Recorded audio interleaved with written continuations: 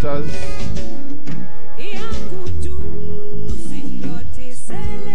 The chairperson requests that we take our seats so that our proceedings can begin. Thank you.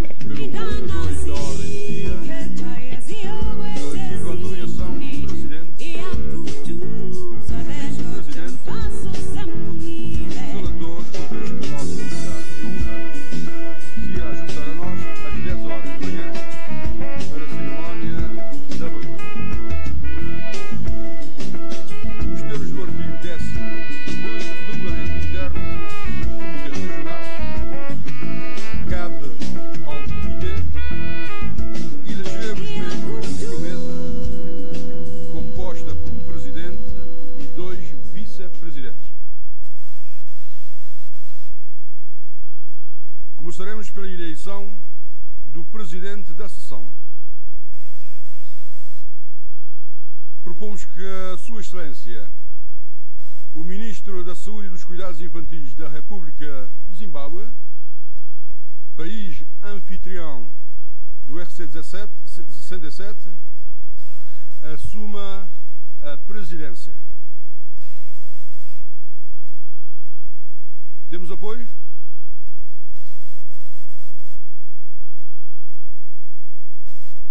Agradeço.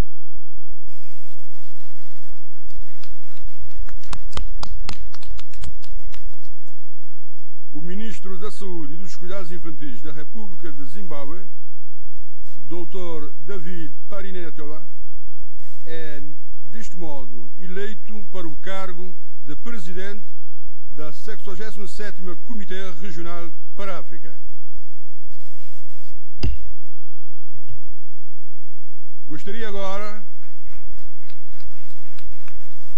agora de convidar o Dr. David, Presidente da 67ª Sessão do Comitê Regional, a ocupar o seu lugar.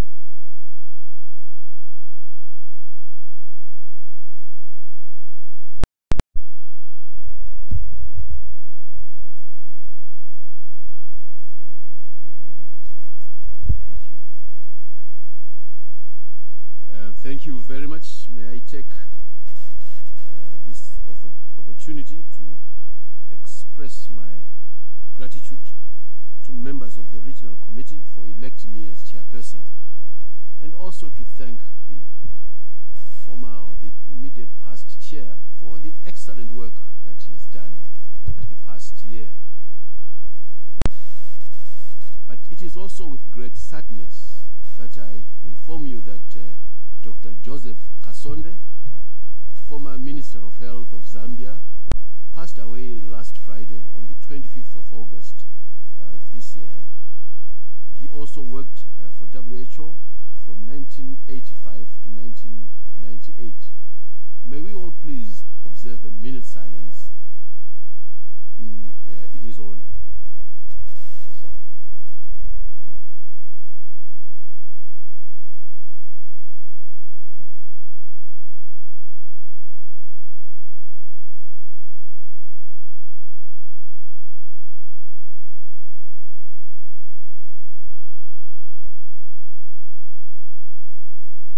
Thank you very much.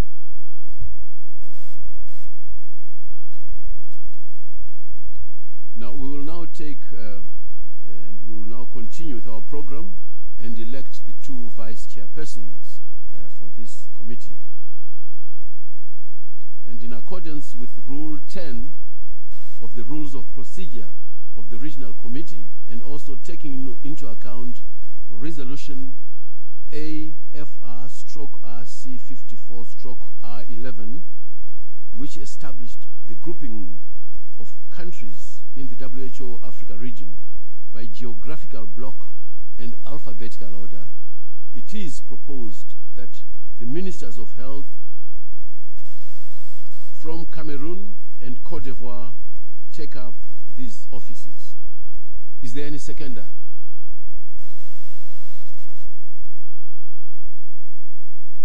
Sierra Leone, seconds. Tanzania, Togo.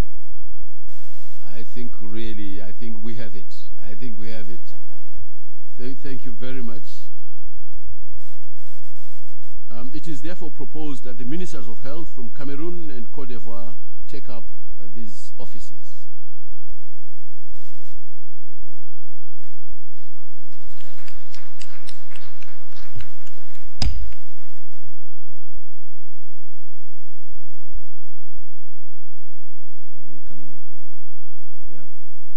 Mr. Andre Mama Foda, Minister of Health from Cameroon, and Dr. Raymonde Kofi, Minister of Health and Public Hygiene from Cote d'Ivoire, are elected as Vice Chairpersons of the Regional Committee. Can I invite them to come up?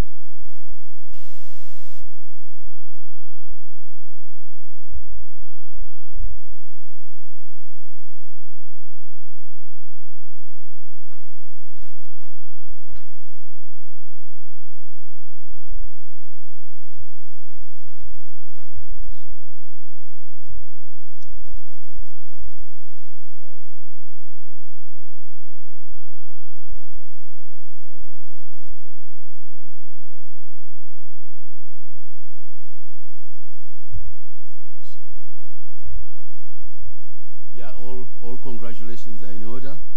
But now of the two vice chairpersons, we will have one is one vice chairperson, the other one is number 2 vice chairperson. And in accordance with Rule 13 of the Rules of Procedure, we will now determine by lot into which of the two vice presidents will be requested to serve as acting chairperson when I'm not there. So I'm doing this now. I've been given this little packet. I think it has been juggled inside. There is no rigging or anything. So do I pick or you pick? You pick. I hold and you pick. Okay. I've picked this one here.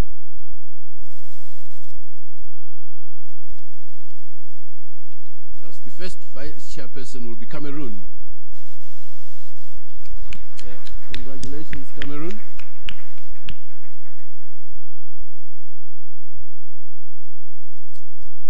Distinguished delegates. You better pick the second one just to make sure that it didn't both second. Or the legal person says, take the second one to make sure that it's proper. The second one says Cote d'Ivoire. Okay. Thank you.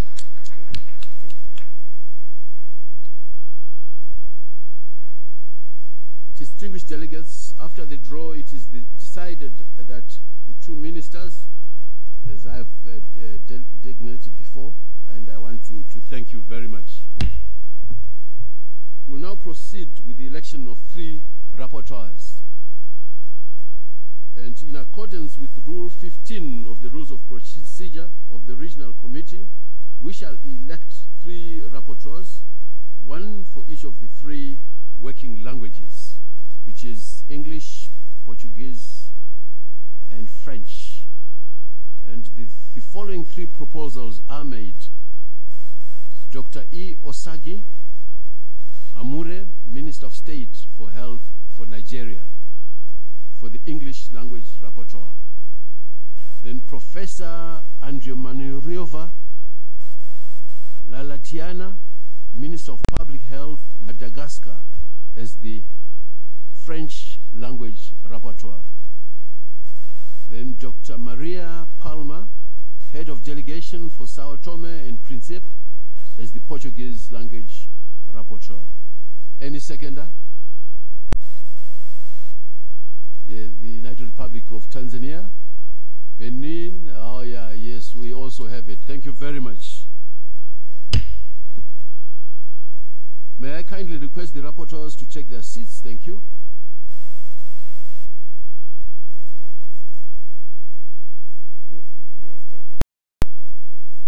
Okay, they stay in their seats, but we have given the place to say rapporteur, rapporteur.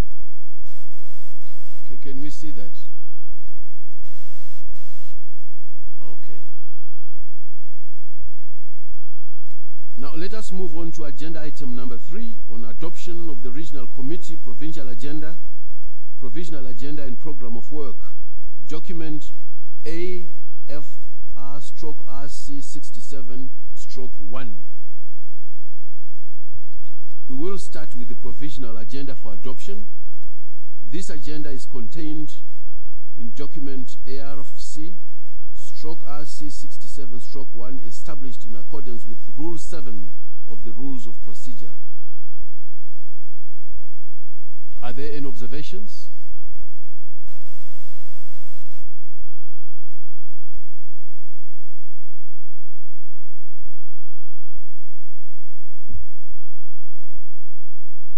If not, the agenda is adopted.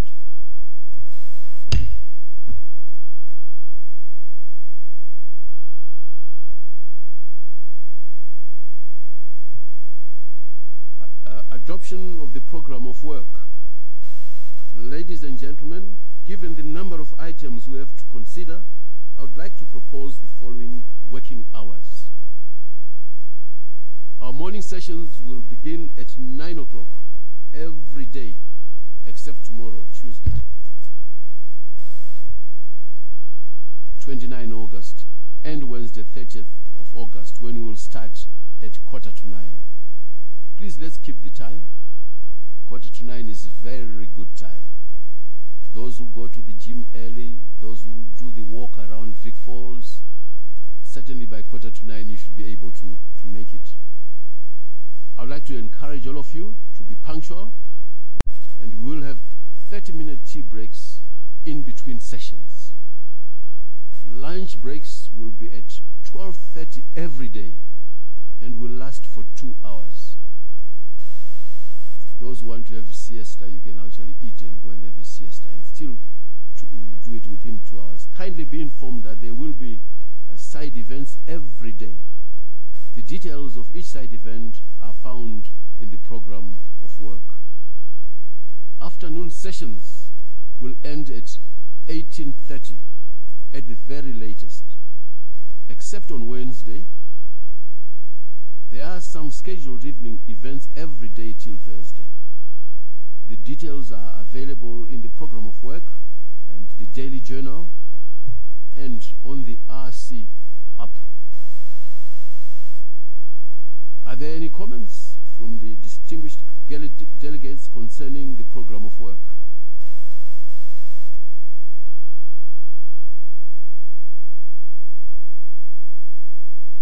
If there are no comments, we will proceed as proposed.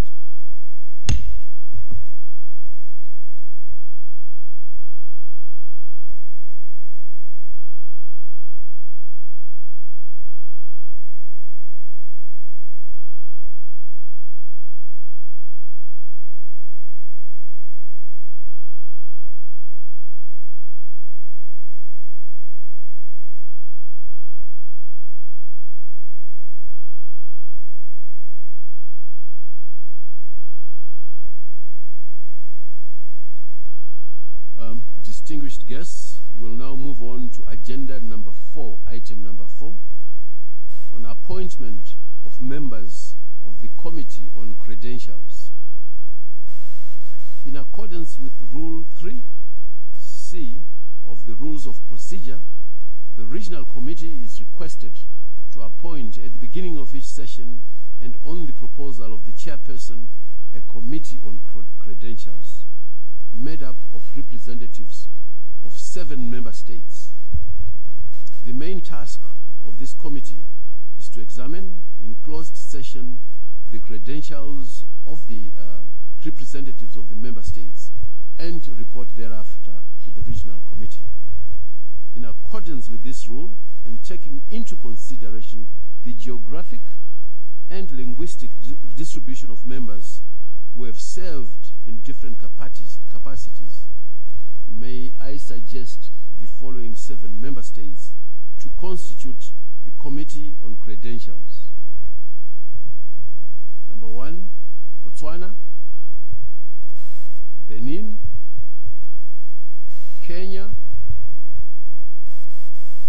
Mali, South Africa, Uganda, and Togo. Are there any seconders?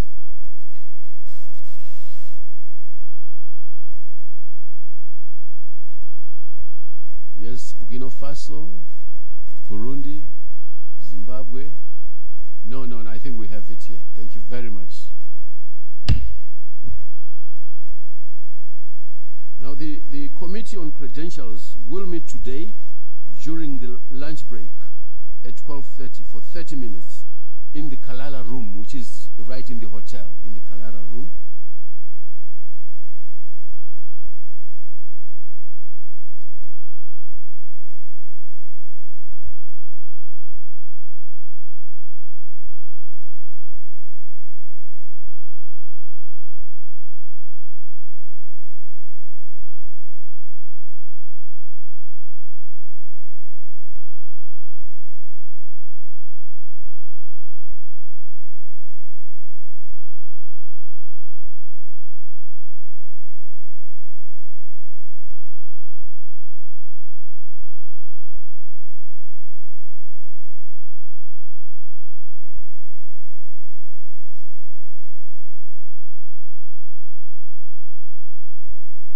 Now, what we will do now, this is the end of this first session, and we will now remain in our seats while we await the arrival of our guest of honor for the opening ceremony. And I request that we all stay in our seats. There isn't much time, and just for security and logistical reasons, it's better that we stay in our seats. But you can stand up, of course, and greet the next door neighbor. And then we wait the arrival of our guest of honor. I thank you.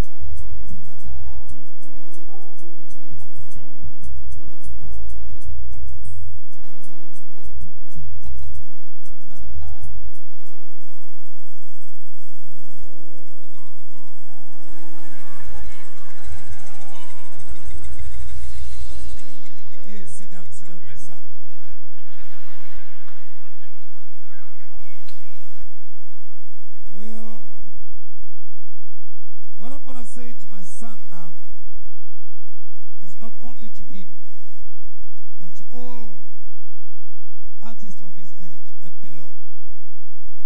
I'd like to leave this legacy to them all. That is to touch their hearts.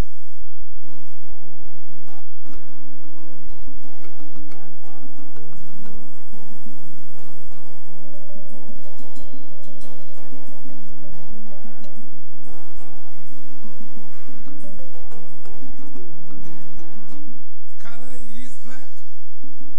The color is black. Your color is black, my son. The color is black. Our color is black, my son. The color is black.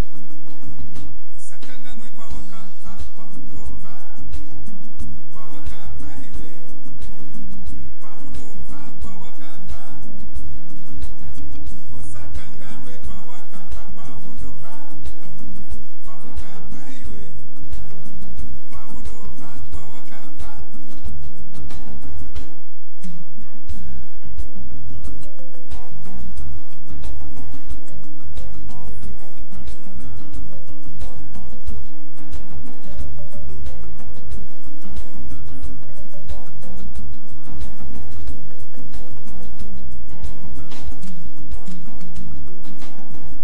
The color is black. The color is black. Your color is black, my son. The color is black. Our color is black, my son. The color is black. Sakanganwe kwa wakapa, kwa undova. Kwa wakapa iwe. Kwa undova, kwa wakapa. Sakanganwe kwa wakapa, kwa undova. Kwa wakapa iwe. Kwa undova. Honorable ministers, heads of delegations, ladies and gentlemen, can I ask you to now take your seats? We are about to begin our proceedings. I will be requesting you to stand as the guest of honor walks in, and we will remain standing for the Zimbabwe national anthem. After that is sang, I will then ask you to take your seats. So for now, can we all find our places and kindly wait for my announcement? Thank you very much.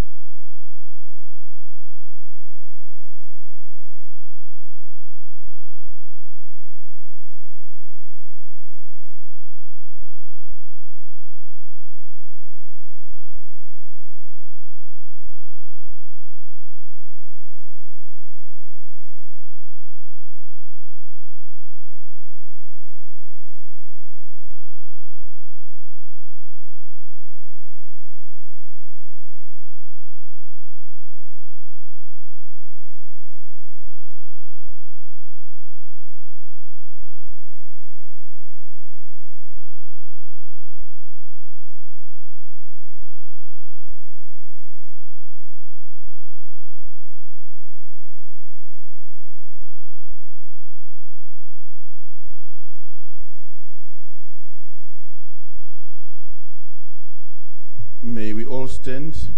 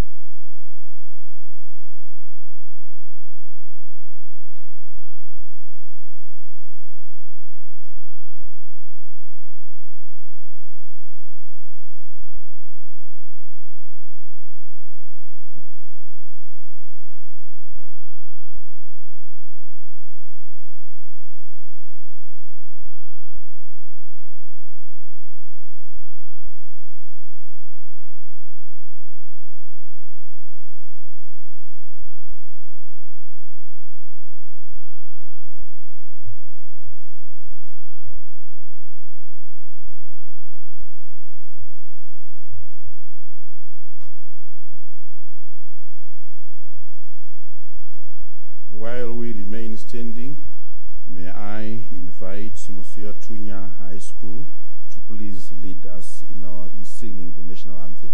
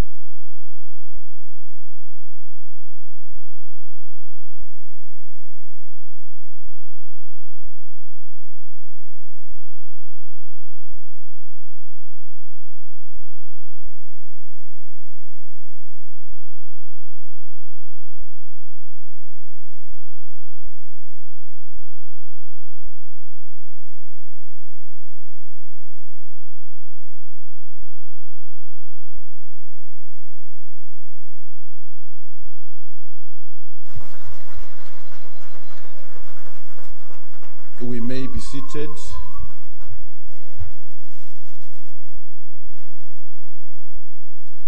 Thank you very much, pupils from Mosuya Tunya High School, for giving us the national anthem.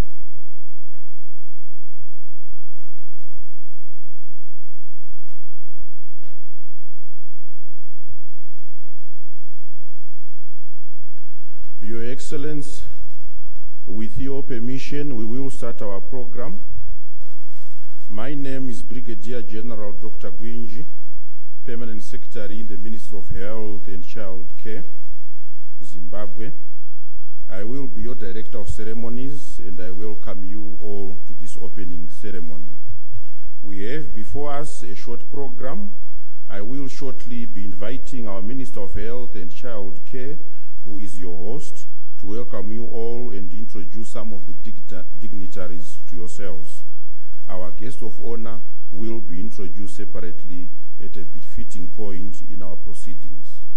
We will have some remarks made by these dignitaries as per our program, and I will then request the Honorable Minister of Health for Zimbabwe, Honorable Parenyatwa, to officially and in a befitting manner introduce our guest of honor and invite him to address the committee.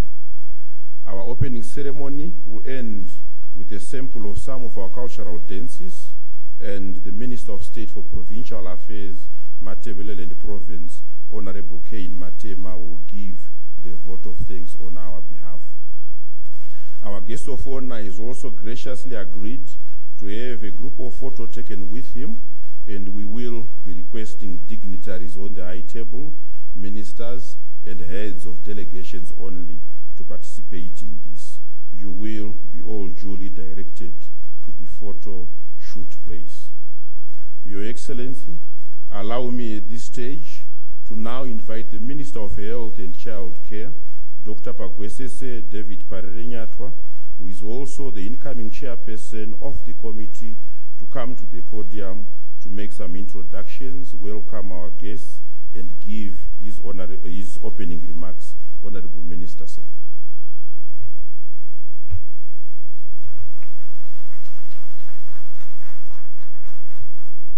Thank you very much, Dr. Gwinji. Let me recognize the President of the Republic of Zimbabwe, President R.G. Mugabe, who is also the Commander of the Defense Forces of Zimbabwe. Let me recognize the Minister of State for Provincial Affairs for Matabeleland North, Honorable Cain Matema, the Deputy Minister of Health and Child Care, Honorable Msiwa. Let me recognize all honorable ministers that are here and heads of delegations that are here. The Director General of WHO, Dr. Tedros, let me recognize you. The Regional Director of Africa WHO, Dr. Moeti. Let me recognize our Mayor, His Worship, the Mayor for Victoria Falls Town, Mr. Mpofu. The AU Commissioner for Social Services, Her Excellency Mrs. Amira El Fadi. The immediate past chairperson of RC 66, Honorable Minister of Health of Cape Verde, Dr. Nascimento. Let me recognize WHO Country Representative for Zimbabwe, Dr. Aquelo. The Permanent Secretary in the Ministry of Health and Child Care, Brigadier General Gwinji.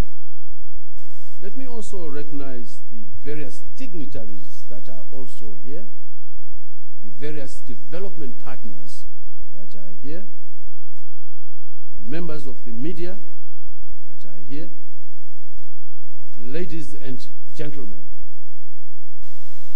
Let me take this opportunity to welcome you all to the WHO R67, which is being held here in Victoria Falls, which is one of the 7 wonders of the world.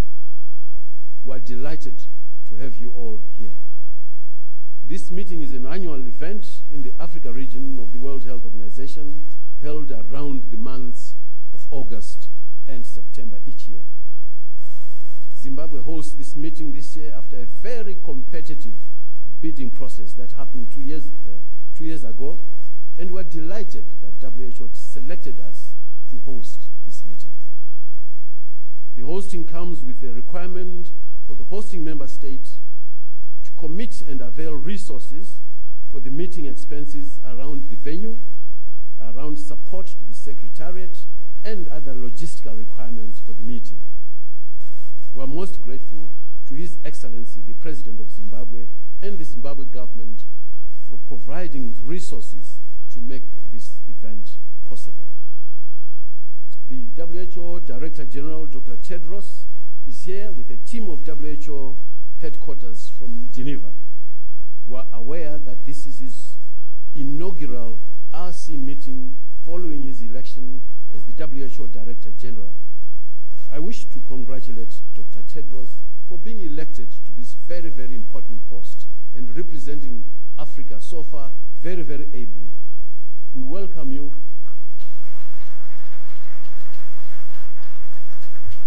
We welcome you, Dr. Tedros, to this very important meeting. The Regional Director for Africa Region, Dr. Moeti, is here with us with their technical team and other members of the Secretariat from Brazzaville, Congo. Dr. Moeti, you are welcome. The meeting is also attended by a number of partners. Some have come for the main meeting, while others are here for special side events that are organized around the main meeting.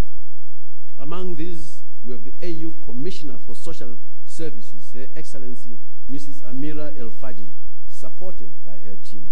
I wish to welcome you, Your Excellency, Mrs. El Fadi. I also wish to welcome our very important and very supportive development partners. We welcome you.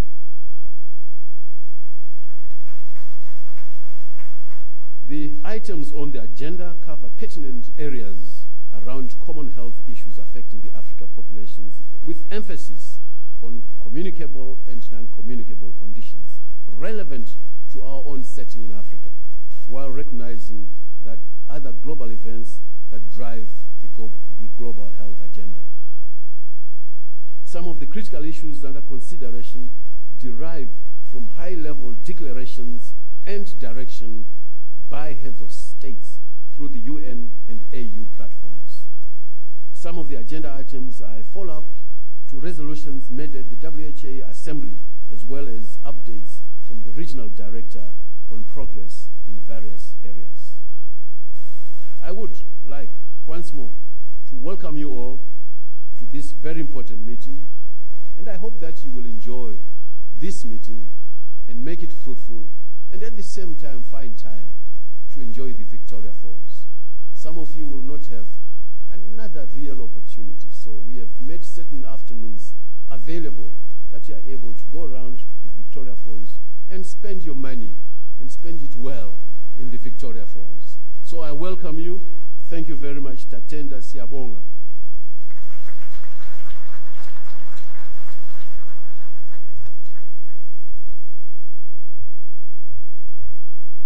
Thank you, Honorable Minister, for those welcome remarks and the hospitality you have extended to all the delegates.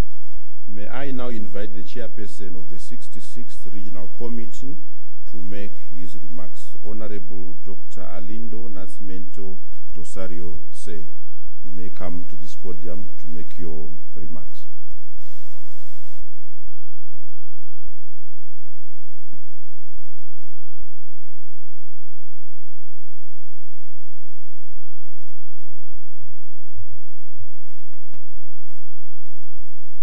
Sua Excelência, Presidente da República de Zimbábue, Dr. Roberto Mugabe, Excelentíssimo Sr. Diretor-Geral da OMS, Excelentíssima Sra. Diretora Regional da OMS Afro, Excelentíssimos Srs. Ministros da Saúde, Excelentíssimos Srs. Chefes de Delegações, Srs. Representantes de organizações parceiras da OMS, ilustres.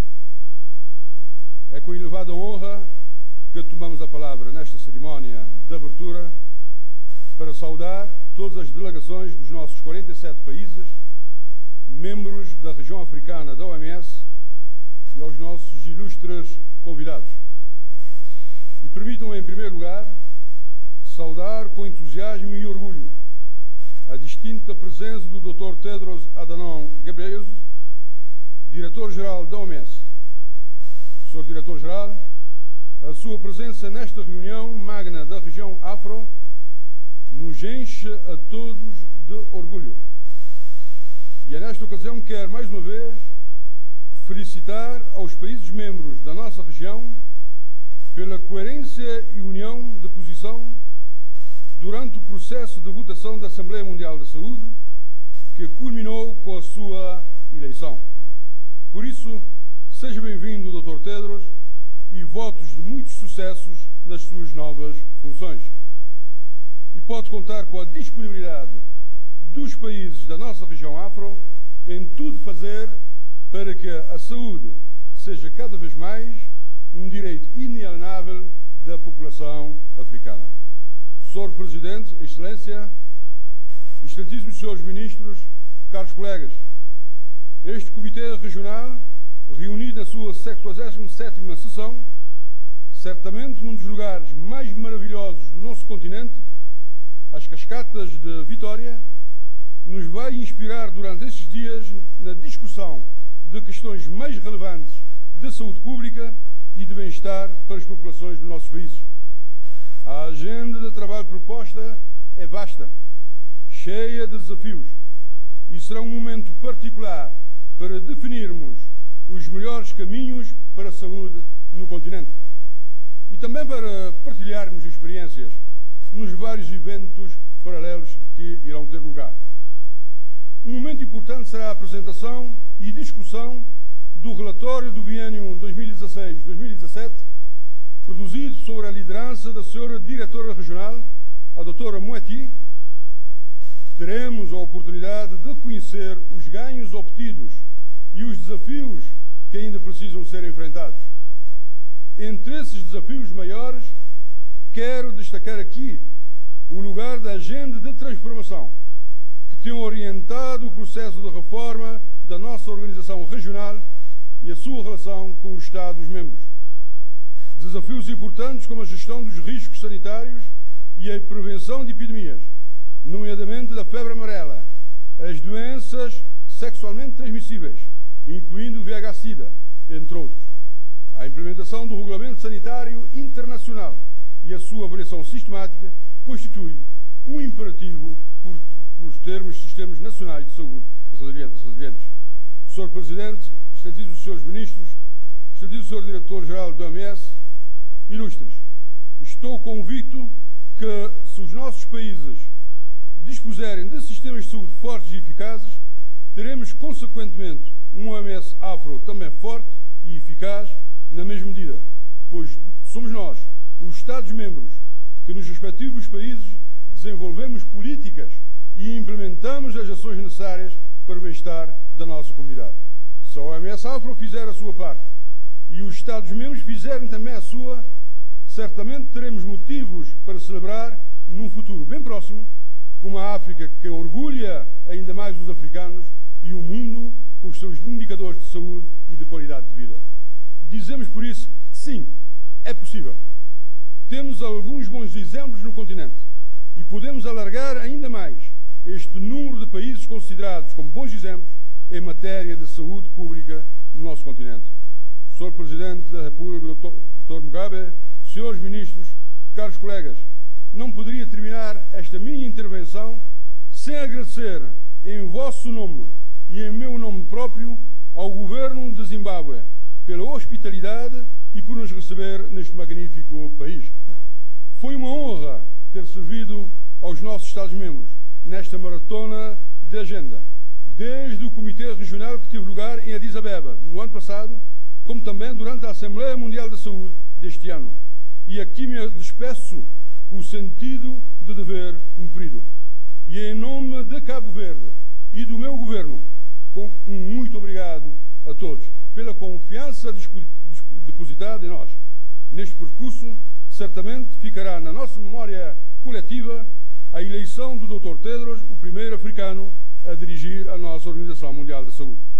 Finalmente, faço votos de muitos sucessos ao trabalho da nova mesa eleita para conduzir os trabalhos deste Comitê Regional. Viva a OMS Afro, viva a África, bem-aja a todos. Muito obrigado.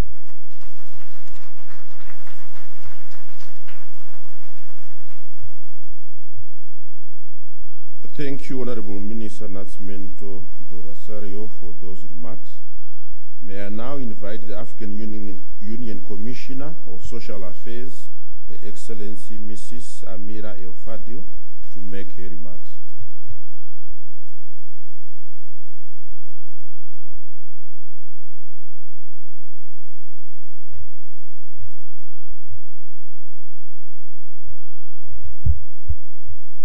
Bismillah ar-Rahman ar-Rahim. Assalamu alaikum. Good morning. Excellency, the President of the Republic of Zimbabwe, President Robert Gabriel Mugabe, Excellency Director General of the World Health Organization, Excellency Regional Director of WHO, Excellency Chairperson of the meeting, Excellency the outgoing Chairperson, Honorable Ministers of Health and delegations to this August meeting. It's my deepest pleasure to be present and representing the African Union Commission. I bring to you the greetings of our Chairperson of the African Union Commission, His Excellency Musa Faki Mohammed. Permit me also to congratulate the WHO Regional Office for Africa on the hosting of its 67th Regional Committee meeting. And to my sister, Dr. Moeti, thank you for the strong and growing partnership that we share since my assumption of office. This meeting is taking place at a time when the first African has been elected as the Director General of WHO, a historic event which was underpinned by the unity and partnership between the African Union Commission, all of its member states who are also members of both the Afro and Emro regions of WHO. Dr. Tedros, we are very proud of you. Excellency, Mr. President, Honorable Ministers of Health and delegations to this August meeting. The continental responsibility for addressing the health needs of our people towards ensuring African people have a high standard of living, quality of life, sound health and well-being is expressed in the aspirations of Agenda 2063, which is in our hands. Therefore, our collective efforts for a strong partnership needs to be reinforced and strengthened between the Commission and all of our member states and the WHO regions of Afro and Emro that serve our beloved continent. As a Commissioner for Social Affairs responsible for the health and nutrition at the continental level, I personally commit to working with you towards meeting the health needs of our people, and by doing so, contribute to the achievement of the health aspirations of Agenda 2063, as well as the global SDGs on health. Excellency, Mr. President, honorable ministers and delegations, the Specialized Technical Committee meeting on health, population, and drug control provides a platform for us as a continent, all 55 member states, to speak with one voice and to tackle health matters of urgent concern. Permit me, therefore, to recall some key decisions that were taken at the second Specialized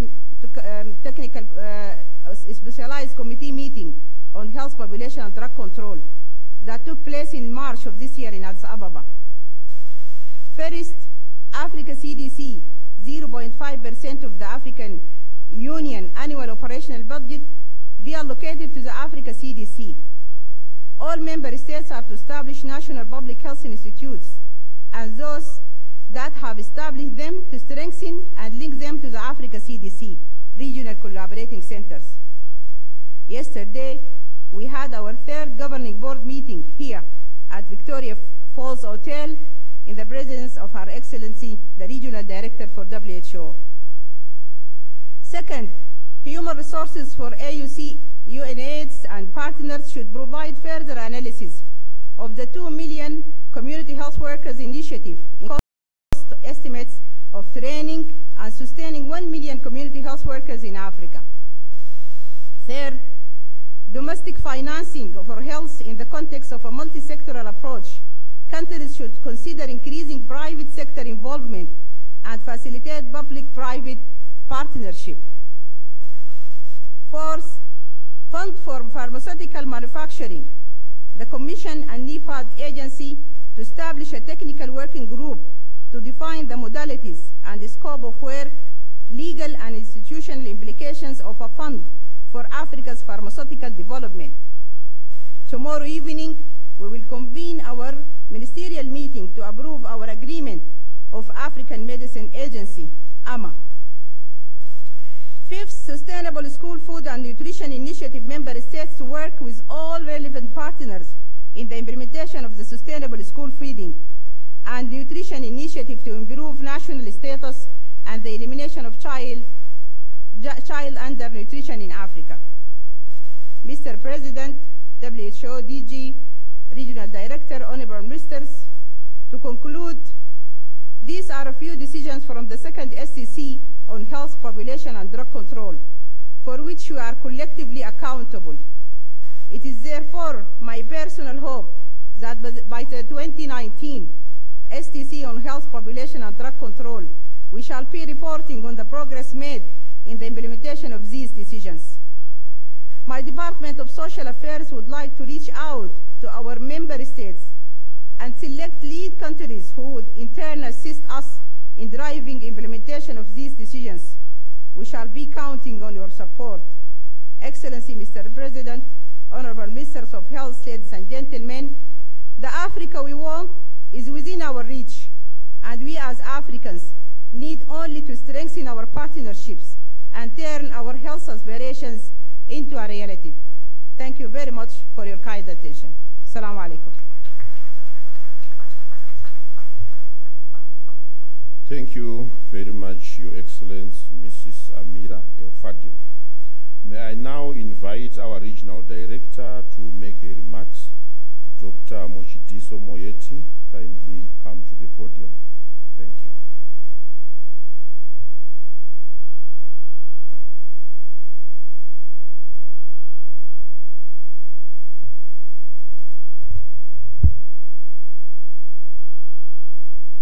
Your Excellency, President Robert Gabriel Mugabe, the President of the Republic of Zimbabwe, Dr. David Parirenyatwa, Minister of Health of Zimbabwe and Chairperson of the 67th Regional Committee session, Dr. Arlindo Nascimento de Rosario, Minister of Health of Cabo Verde and our outgoing Regional Committee Chair, Honorable Ministers of Health and Heads of Delegation of Member States of the African region, Dr. Tedros Adhanom Ghebreyesus, the Director General of WHO, Your Excellency, Mrs. Almira El Fadil, my dear sister, the AU Commissioner for Social Affairs, ambassadors and heads of diplomatic missions, colleagues from the UN agencies, both at regional level and the UN country team in Zimbabwe, our development partners, technical partners, distinguished guests, ladies and gentlemen. It's a great pleasure for me to address this distinguished gathering at the start of the 67th session of the WHO Regional Committee for Africa. I thank you, Your Excellency, President Mugabe, for having honored the opening with your presence, and I extend our gratitude to you, to the government and people of Zimbabwe for the warm hospitality and the excellent arrangements for hosting this regional committee. It is indeed a special honor and personal pleasure for me to welcome Dr. Tedros Ghebreyesus to his first regional committee as Director General. It has already been said that he's the first DG from our region, and I think we're permitted to express our pride. We congratulate you, Dr. Tedros. A very warm welcome to all the Ministers of Health and Regional Committee delegates from our member states, especially to the ministers who are joining us in the Regional Committee for the first time. Thank you to our health partners participating in this meeting, and welcome to Victoria Falls.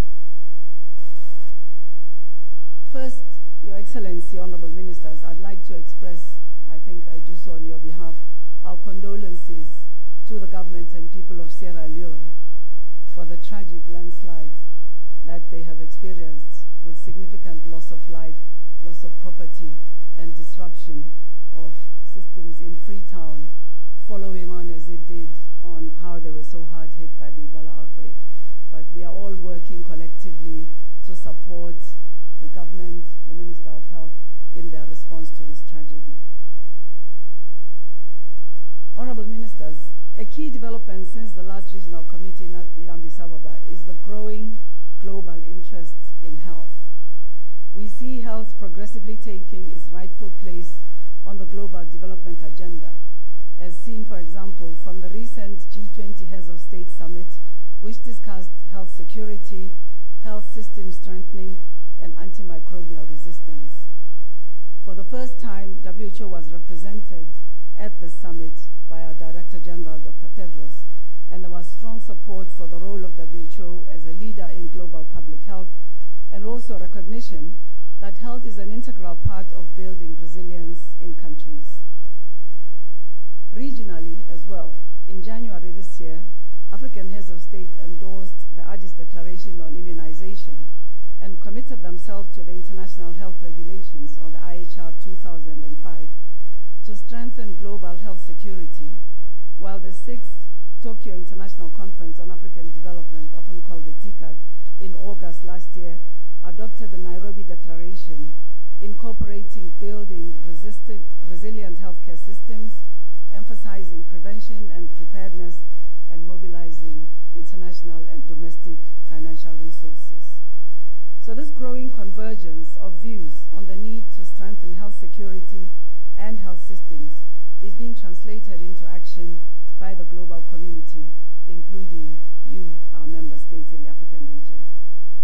In May last year, the World Health Assembly approved WHO's new Health Emergencies Program. enabling us to radically change our way of responding to outbreaks and emergencies, and helping to build preparedness to prevent, detect, and respond to outbreaks. Countries in the African region have taken this strongly on board too, by agreeing to joint external evaluations of their IHR core capacities, leading to comprehensive all-hazard plans to address gaps and equipping them to mobilize the requisite financial resources to be able to implement these plans. New funding facilities are indeed becoming available. For example, the World Bank's Global Financing Facility is a key financing platform for promoting universal health coverage, while its REDICE project will fund IHR capacity building in ECOWAS countries. The African Development Bank as well is supporting IHR capacity building starting in West Africa post-Ebola within health systems that provide access to quality services for all. With support from global partners, the African Union Commission has established the Africa Centers for Disease Control and Prevention, which will focus initially on disease surveillance, outbreak preparedness, and response. And as the Commissioner said, I attended its board meeting yesterday. I would like to reiterate our congratulations for the fast progress that it has made within a few months of being put in place. So this global momentum is driving progress. WHO's Reformed Health Emergencies Program promotes collective action across the 3 levels of our organization. And I'm happy to say that we're already seeing faster, more effective responses to outbreaks, improved dissemination of information through weekly bulletins to all partners, and greater transparency as articulated in the region in our transformation agenda. For instance, a new Ebola outbreak in the Democratic Republic of the Congo was brought to an end in just 2 months. First of all, in line with the IHR 2005, the government was quick to declare this outbreak, and with the government, WHO and other partners swiftly deployed experts to the remote area where this outbreak occurred for a coordinated, effective response. WHO also played a central role in the cross-border control of a Lassa fever outbreak in Togo, Benin, and Burkina Faso. Honorable Ministers, building stronger, resilient, and responsive health systems which reach all localities and citizens is the best way to stop outbreaks from becoming epidemics. It is also the best way to bring equitable health care to all people in Africa. So for us, pursuing UHC is a top priority.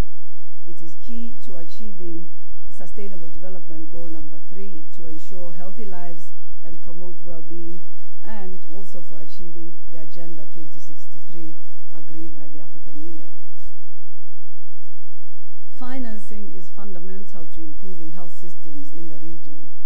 And currently, unfortunately, millions of households experience catastrophic health expenditure for accessing health services through out-of-pocket payments, which we note have actually increased in very many countries in the region. UHC allows for appropriate financing strategies such as prepayment mechanisms, pooling of funds, and financial protection. We in WHO have developed a framework in collaboration with senior health ministry officials from all our member states last year and partners to guide action on advancing universal health coverage and progress on the SDG 3.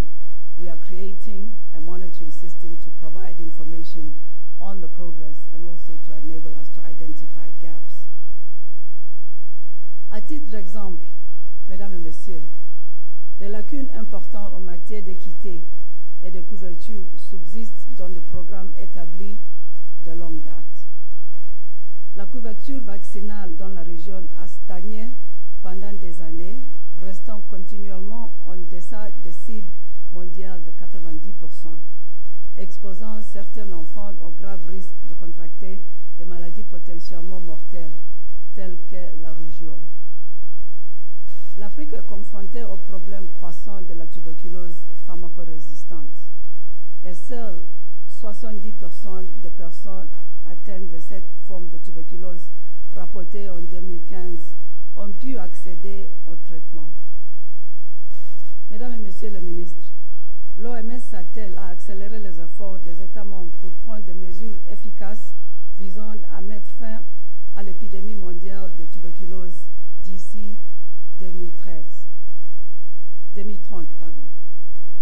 Je vous invite instamment à participer à la conférence ministérielle mondiale sur la tuberculose qui aura lieu à Moscou en novembre de cette année. Il s'agit là d'une excellente occasion de partager des expériences, d'échanger des idées et de définir des actions principales à prendre pour faire évaluer la situation de la tuberculose. Les maladies non transmissibles constituent un problème croissant dans notre région et les pays s'efforcent de lutter contre ces maladies et leurs facteurs de risque. Il ressort des enquêtes menées dans 33 pays que la plupart des adultes présentent au moins un facteur de risque qui accroît leur risque de développer une maladie non transmissible potentiellement mortelle. Cependant, il est clair que la lutte contre les MNT n'est pas encore érigée au rang de priorité majeure, ni dotée de ressources suffisantes dans les programmes nationaux d'action sanitaire. Il est primordial de présenter un argumentaire et de plaider en faveur de la lutte contre les MNT, en poursuivant parallèlement la prévention, la détection précoce et le traitement. Les déterminants sociaux et environnementaux influencent sur les résultats sanitaires. Par exemple, les déterminants tels que le changement climatique et les événements climatiques extrêmes ont des répercussions directes et indirectes sur la santé, notamment les flambées de paludisme et de la fièvre jaune. Tout ceci souligne l'importance de travailler avec d'autres secteurs. Les objectifs de développement durable fournissent une bonne plateforme pour une telle collaboration. En juin de cette année, nous avons organisé à Kigali, au Rwanda, le tout premier forum de la santé en Afrique sur le thème « Les populations d'abord, la route vers la couverture sanitaire universelle en Afrique ».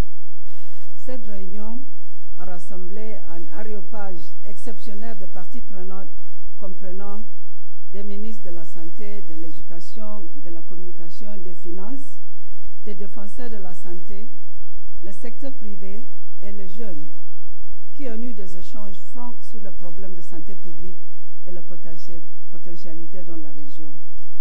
Les participants à ce forum ont convenu que la couverture sanitaire universelle apportera plus d'équité aux populations africaines en réduisant la pauvreté grâce à une meilleure santé.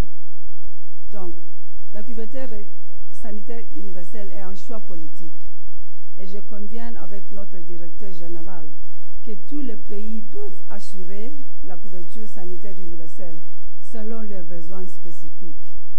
L'OMS est en mesure de vous aider à y arriver. Ladies and gentlemen, at the Africa Health Forum, we heard how innovation, particularly information technology and e-health solutions, can help us to leapfrog action for better health outcomes. Countries in the African region are increasingly using digital health systems in regular health services provision to reduce equity gaps.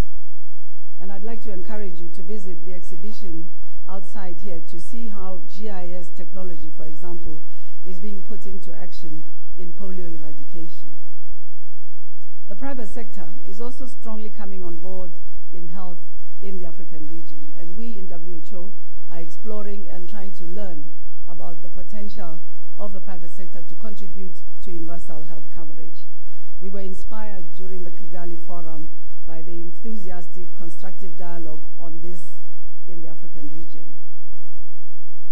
Ladies and gentlemen, honorable ministers, Excellency, our drive to eliminate diseases in the region is starting to pay off. For example, the expanded special project for the elimination of neglected tropical diseases called ESPEN, a program in the WHO African region, which was set up last year to help countries eliminate the 5 diseases amenable to preventive chemotherapy, has leveraged medicines donations for mass drug administration, reaching millions of people in its first year of operation. And we just note that the Mektizan donation program will be holding a side event to celebrate 30 years of achievement in providing medication for neglected tropical diseases. Togo is the first country in the African region to achieve WHO's validation of elimination of lymphatic filariasis as a public health problem. And I once again would like to heartily congratulate the government and the people of Togo for this achievement. The 4 cases of wild poliovirus which were detected in insecure areas in Nigeria last year saw a strong sub-regional response in the Lake Chad Basin.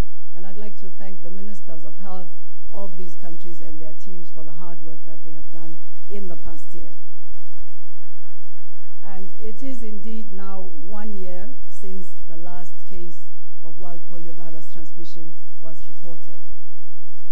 The honorable ministers are reminded that polio assets are being transitioned to support other public health programs such as routine immunization and outbreak surveillance and response. And we ask for your leadership in joining us, Excellencies, and your action in mobilizing alternative resources so that we can avoid losing these capacities to your health systems. I am pleased to report, ladies and gentlemen, that significant progress has been made in implementing the region's transformation agenda. I called for an independent evaluation by WHO's Global Evaluation Office of the midterm progress of this 5-year reform process in April 2017. The evaluation confirmed progress made, especially in the areas of accountability, compliance, and risk management. And the TA, as we like to call it, will be discussed in more detail during this meeting. I'd like to end by thanking all of you, honorable ministers, partners, and colleagues, sincerely for your warm and cordial support over the past year. I congratulate all our countries for the progress you have made in improving the health of your populations.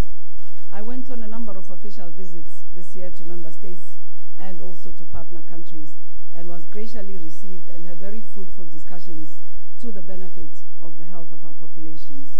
To our key partners, I thank you for your collaboration and support, especially at the country level. I look forward to interacting with you all and look forward to a lively and productive discussions and to excellent decisions during this 67th session of the Regional Committee, on which we will collectively act to improve the health of African people. And I thank you very much for your attention. Thank you, our Regional Director, Dr. Moyeti. Your Excellency, Honorable Ministers, ladies and gentlemen, this Regional Committee meeting is the first such meeting to be attended by Dr. Tedros Adhanom Ghebreyesus since his election into office as Director General of the World Health Organization. In his earlier life, he has held several ministerial portfolios, including that of health in his home country, Ethiopia. He has therefore been in your shoes. Most of you are familiar with his passion for an approach that focuses on making communities healthy. It is now my honor to invite our Director General to deliver his remarks. Director General, sir.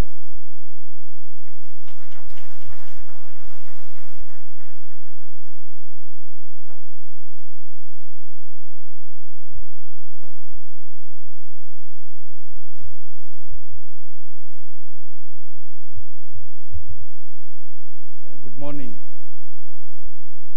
Thank you, Master of Ceremony, Excellencies, Your Excellency President Mugabe, Excellency Minister Pagwesese Parirniatwa, the current Chair, Excellency Minister Rosario, outgoing Chair of RC, Commissioner Amira, Excellencies Ministers, Excellencies, Heads of Delegation, ladies and gentlemen. It makes me very proud to stand before you as the first Director General of WHO. And I thank you for your encouragement and support throughout. When my nomination was endorsed at the African Union, His Excellency President Mugabe was chairing the summit. And then it's fitting that the inaugural RC meeting is in Zimbabwe, here.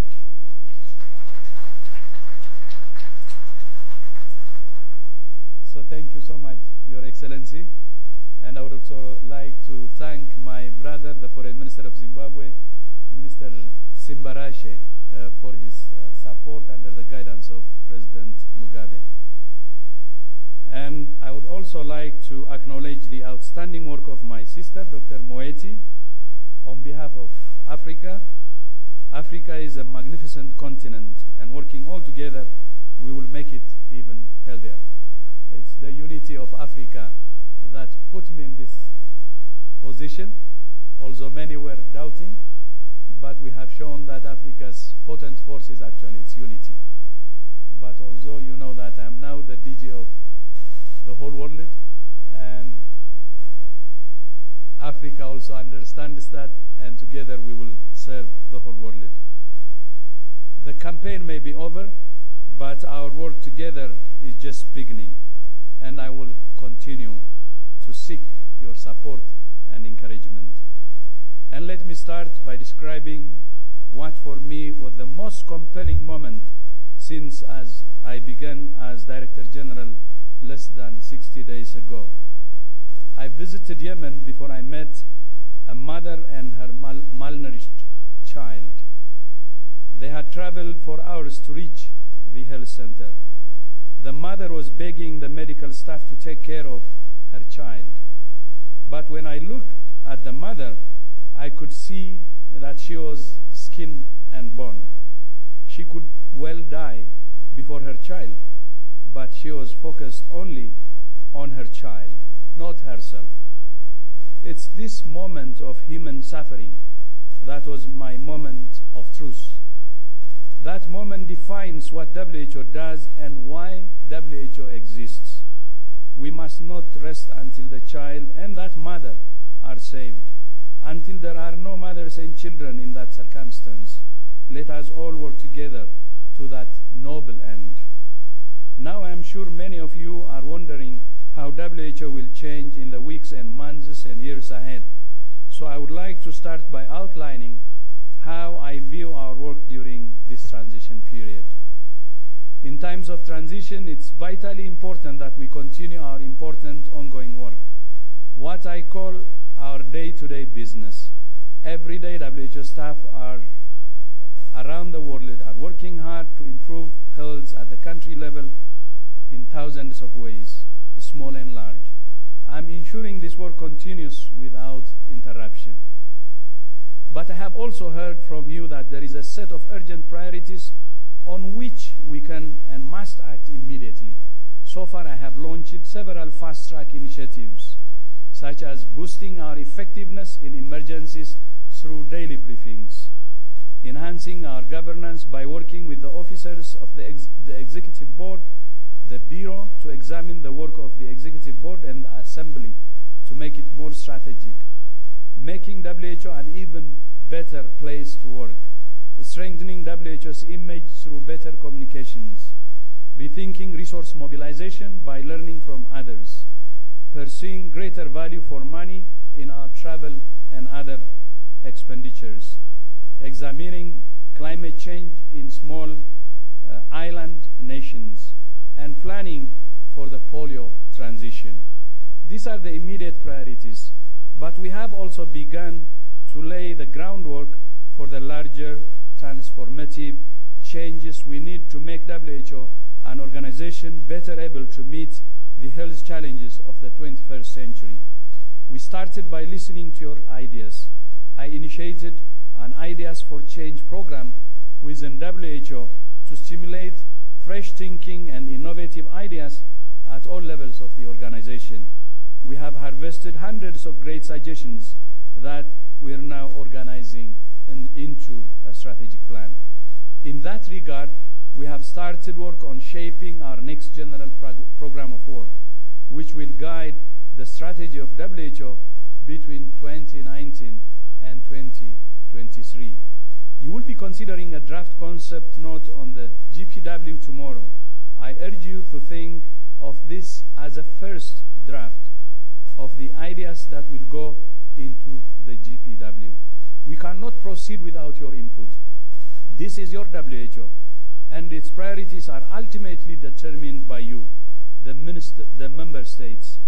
Over the coming days, weeks, and months, we will need your feedback and ideas to shape the GPW, to shape the WHO you want.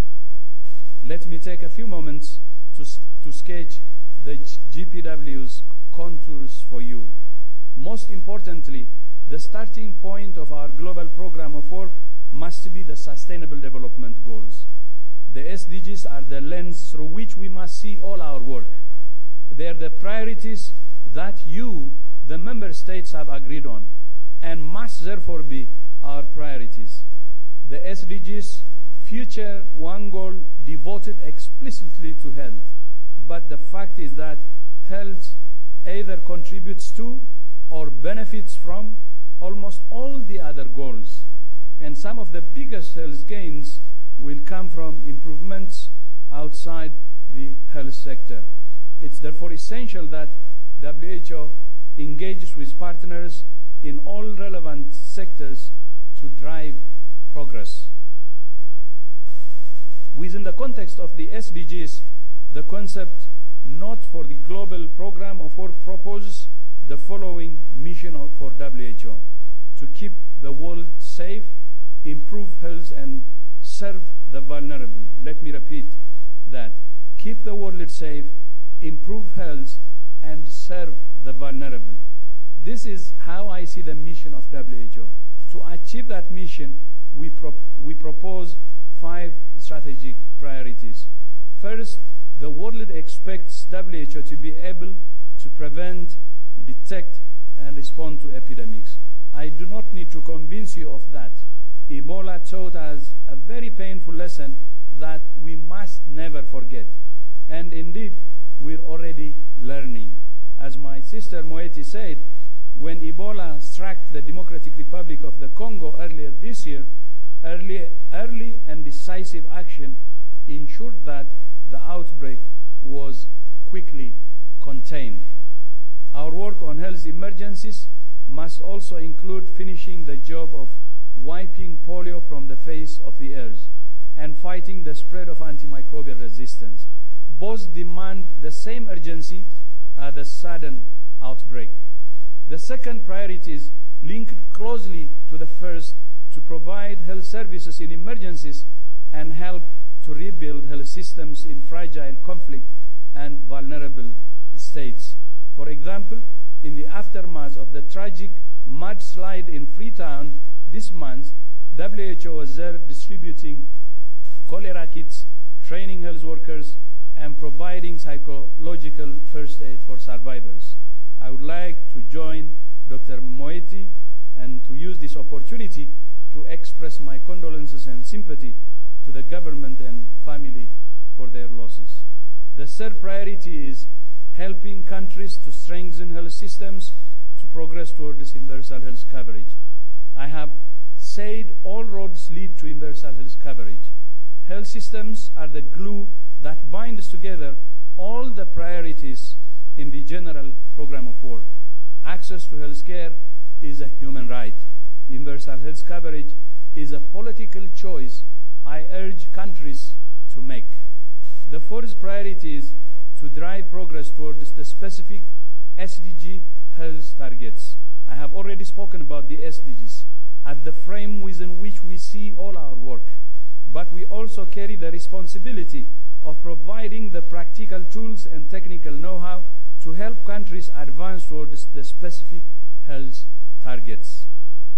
We will focus our attention on 4 areas: improving the health of women, children, and adolescents, ending the epidemics of HIV, tuberculosis, malaria, and other infectious diseases, preventing premature deaths from non-communicable diseases, and protecting against the health impacts of climate change and environmental problems.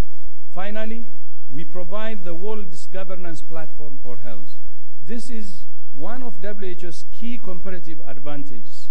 Only WHO has the authority and credibility to convene the numerous players in global health and to build consensus towards achieving shared goals. WHO can and must therefore play a vital role in orchestrating the increasingly complex global health architecture. These are the 5 priorities that we're proposing will define the work of WHO in the coming years. Now, we all know that strategies sometimes just sit on the shelf. So the draft concept note pays attention not only to what WHO will do, but how it will do it, and also, of course, why it should do it. It lists a number of enablers, which I will not repeat here, but also several big shifts. I will just highlight. First, we will focus on outcomes and impact. It's one thing to write an action plan, it's another to put a plan into action. The end result of everything we do is not the publication of a report or a guideline, but the people whose health is protected or promoted by it. Second, we will set priorities. WHO cannot do everything, nor should we try. Third, WHO will become more operational, especially in fragile, vulnerable, and conflict states.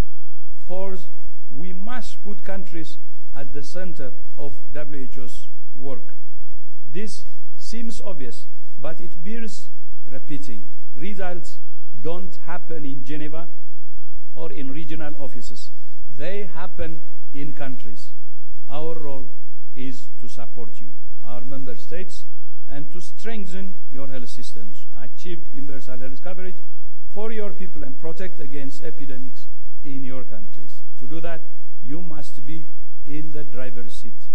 Finally, or fifth, WHO will provide political leadership by advocating for health with world leaders. I have already had first-hand experience of the importance of mobilizing political commitment for health. My first trip as DG was to Addis Ababa to the African Union Summit. And a few days later, I had the honor of addressing the G20 Summit in Hamburg. Both at the African Union and Hamburg, I have seen a heightened political commitment. And we made the point, especially case for health security and universal health coverage, to some of the most powerful leaders at the G20. Last week, I also enjoyed a successful trip to China, which has generously agreed to increase its voluntary contributions to WHO by 50%, and another successful trip also to the US and others. WHO should not be shy at about engaging with world leaders. Our cause is too important. The stakes are too high, not only technically, but we should also work politically. Everywhere I go, I'm heartened by the enthusiasm I see for health at the highest political level. I also see huge enthusiasm for WHO and the work that you all do. I know from my own personal experience that political will is the key ingredient for change. It's not the only ingredient, but without it, change is much harder to achieve. That's why they call it political intervention, is surgical intervention. For a paradigm shift, we need political intervention. My friends, we're here because we care about the health of the world's people. They must be foremost in all our minds this week. The challenges we face are great, so must be our ambitions. Let me return to the image of that mother and child I met in Yemen, and that's why I'm here. Let's let this image be our guide, and let our collective images guide WHO. Thank you for your hard work and dedication to our noble cause. And thank you, Your Excellency, President Mugabe, for joining us despite your busy schedule. This shows your strong commitment to health, and we value that, for coming the whole way from Harare to join us. Please accept, Your Excellency, my greatest respect and appreciation. Thank you so much indeed. Merci beaucoup. Muchas gracias. Asante sana. Thank you. Thank you, Director General. We again wish you success in this global assignment that you have embarked on. I have to now shift responsibility for the next assignment to a more suitable level.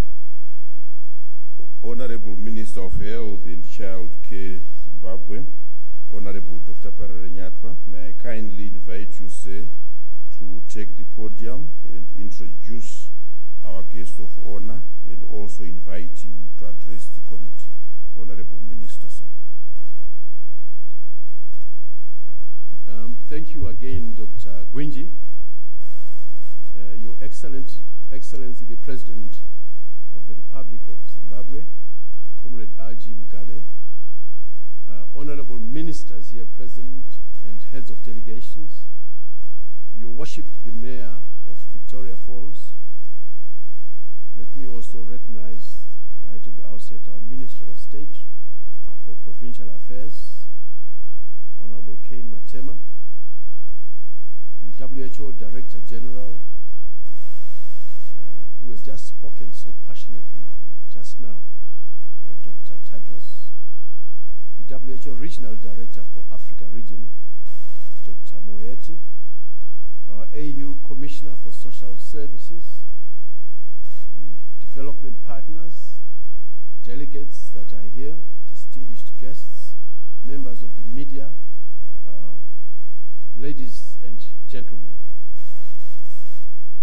It is really my privilege and an honor to introduce our head of state, who is also our guest of honor, who is also going to officially open this conference for us. President Mugabe is a known liberation fighter, was involved in the armed struggle, but also he's changed a lot of mindsets to liberate them.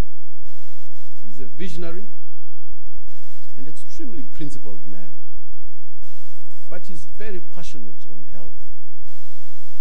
And all the issues that we are doing in Zimbabwe on health, he's our driver. And I'm so delighted that he's here to just give that extra impetus to us as ministers of health. He led us 1980 with the primary health care approach, which a lot of you know that was started in 1978 at the Alma Ata Declaration. We now call it universal health coverage, but essentially it's really primary health care, where you start the central level and go down right to the villages, building structures, provincial hospitals, district hospitals, health centers. Now we're going to health posts in Zimbabwe. That is his vision.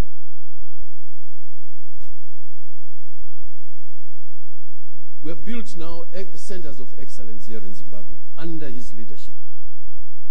At one of our hospitals in Harare, called Harare Hospital, there is now a center of excellence in pediatric surgery, where we're able to separate Siamese twins here in Zimbabwe, and that is under his leadership.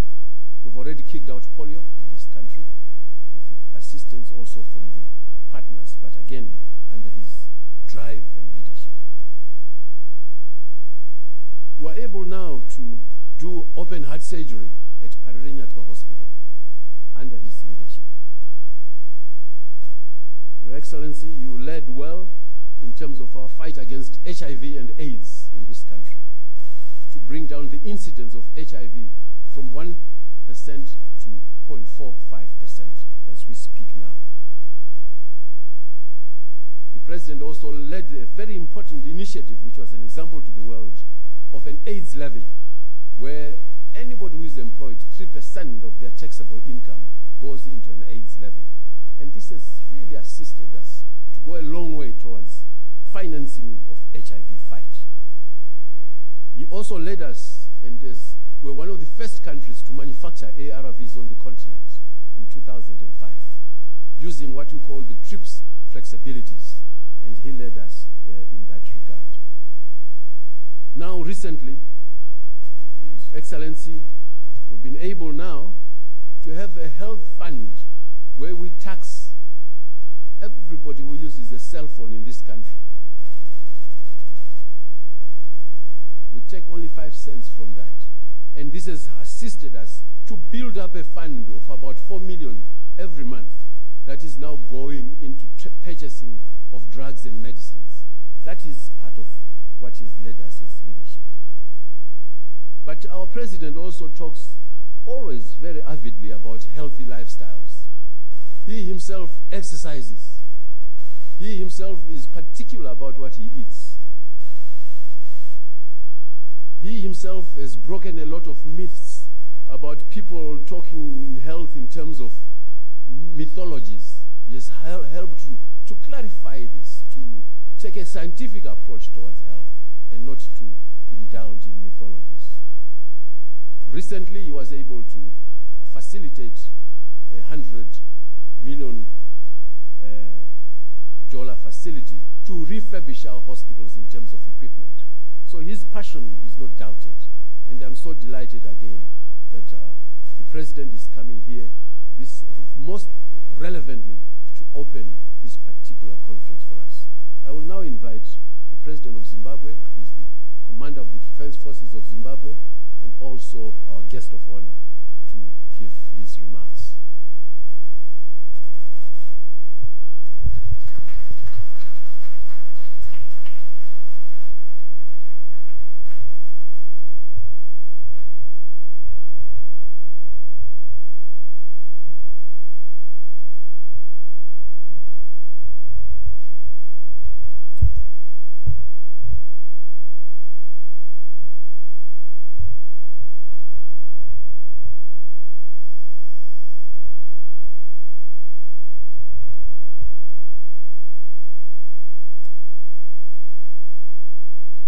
Please get seated.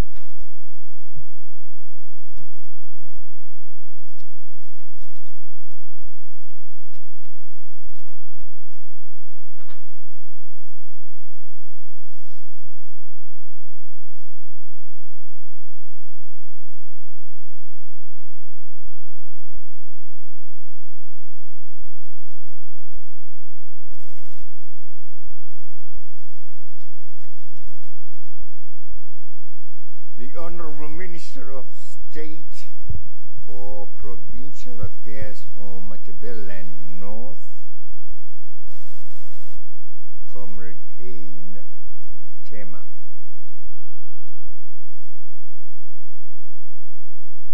The Honorable Minister of Health and Child Care, Zimbabwe, and Chairperson of the 67th WHO Afro-Regional Committee meeting, Dr. David Parenyatwa, Honorable Minister of Health of Cape Verde and Chairperson of the 66th WHO Afro-Regional Committee meeting, Dr. Alindo Nascimento de Rosario. All ministers here present, the Director General of the World Health Organization,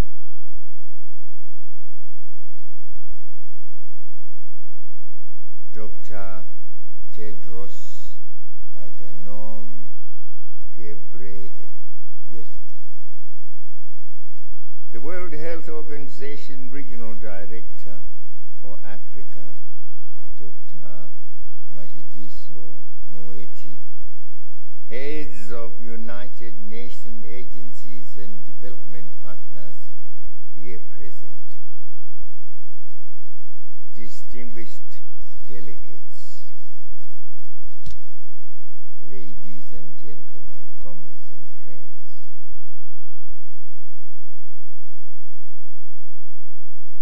It is with great pleasure that I welcome you all to the Victoria Falls, Zimbabwe, on the occasion of the 67th World Health Organization Regional Committee for Africa meeting, RC 67th.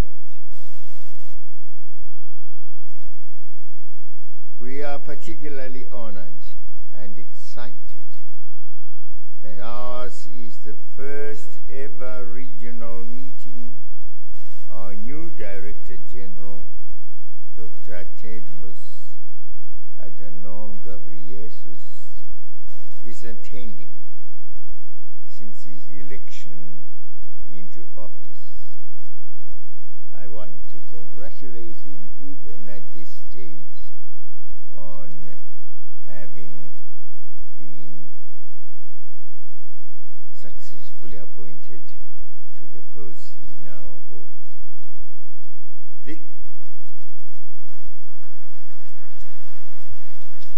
It's the pride that Africa has, and we know he will not let us down. We know he will try to get Africa make giant steps in health.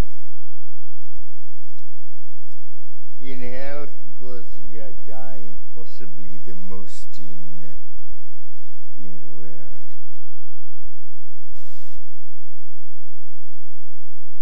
And we commiserate.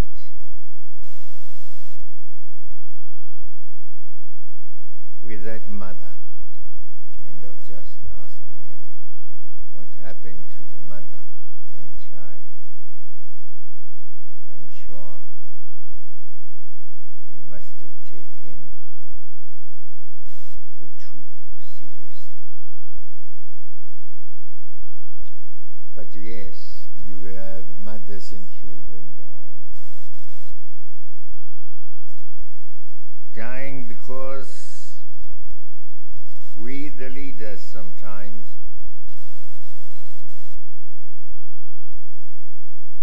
because of our ambition, because of certain concepts we have, they may be religious,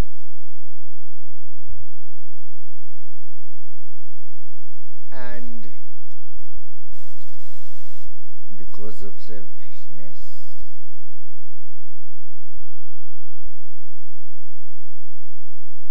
we have that drive to kill.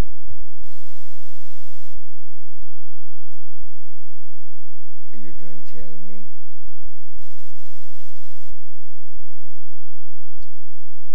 That when leaders take to arms in order to get others to believe that their religion is the only best religion in the world, and those who do not support them,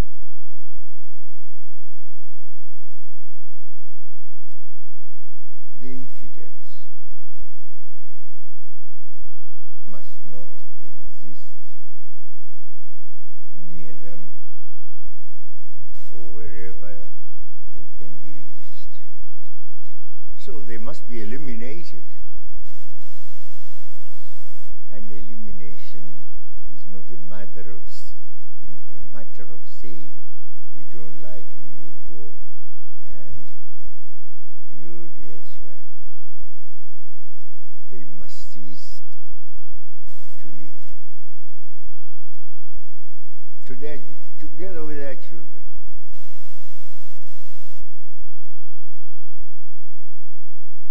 Where is that humanitarianism that we were taught is the essence of our religion, to love one another? I'm a Catholic, and Catholicism is not different from the other religions, Methodist, Anglican. The beliefs are the same, the commandments are the same. Within those 10 commandments,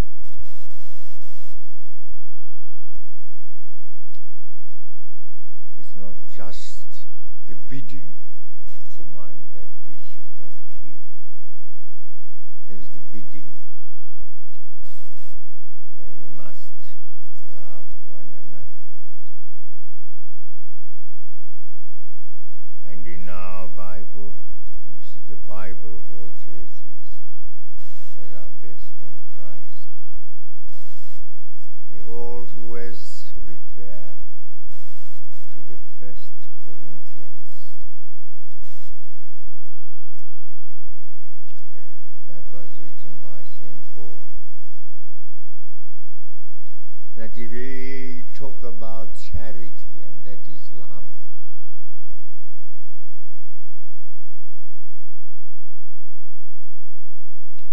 doesn't matter how you talk about, how much you talk about it, if you don't have it in your heart.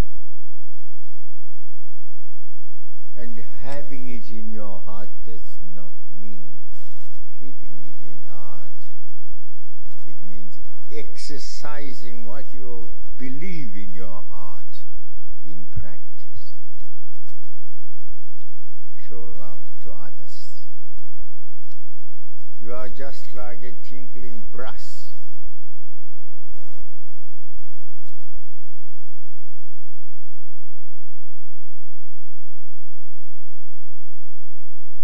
That's what is written there.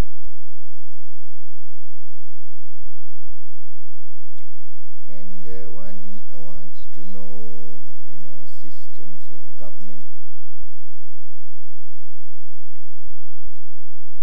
whether we take, as Christians, even as ordinary, Africans without religion, accept their own practices.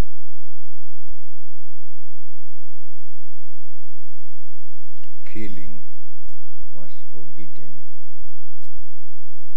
It did not really start this belief with religion.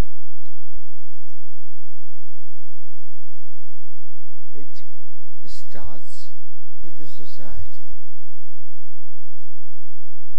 What society is there which is built on the basis of murder? And so,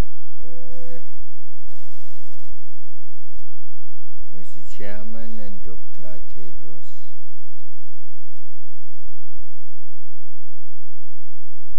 we are very happy that you are not just our president in Africa, but the president of the whole world. Play your part, and we know you can do it. Yes, in Africa, where you are, so we are safe and don't kill each other. But in the rest of the world, a monumental task.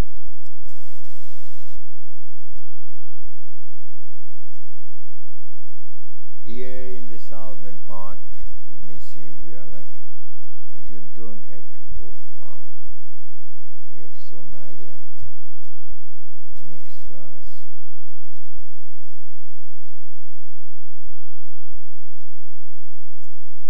You'll have contestations, political, not far.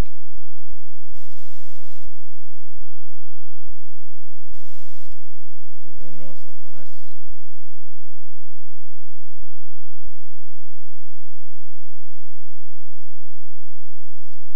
We thought Mali was safe. No. We thought also Nigeria, with that great and grand status they've given themselves, will not have murderous organizations. but we were shocked when over 200 school children just disappeared. And nobody could say where they have gone, where they have been taken to. I still ask myself the question. Nigeria so big, with so vast an army, surely failed to trace where these hundreds of kids were taken to.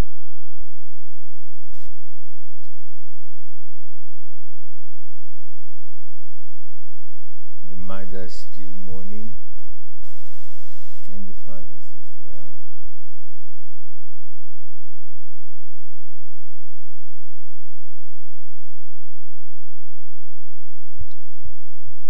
And that's Africa.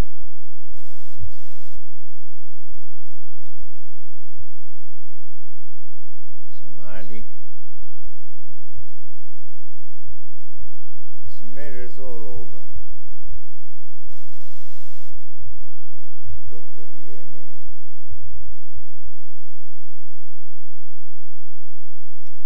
Then we cause them sometimes, these murders,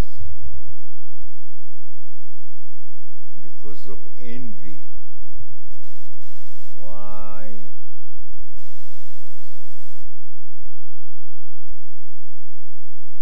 Should Iraq have this gift of oil underground?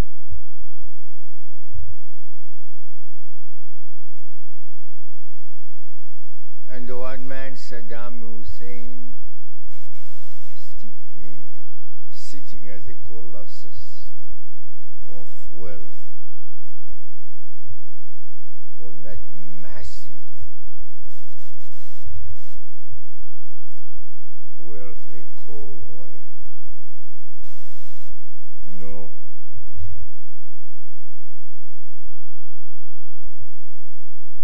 No, he must be dislodged, killed, that is.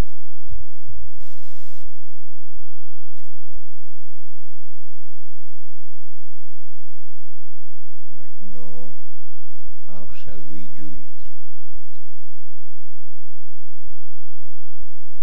Just to go and attack him plainly like that?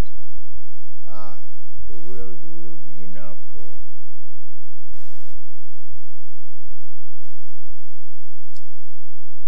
Let's contrive something which is perhaps acceptable to the rest of the world. We've been talking about destroying weapons of mass destruction. We have the way. Saddam Hussein has weapons of mass destruction. He has them, said Mr. Bush.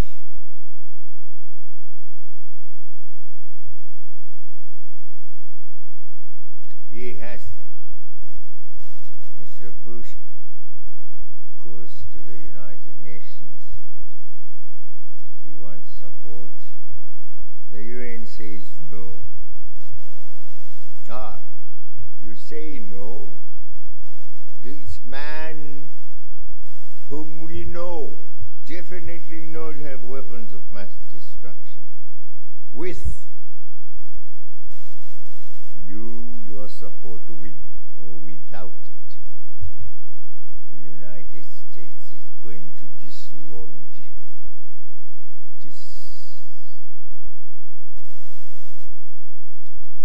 attack him, that is, and disarm him.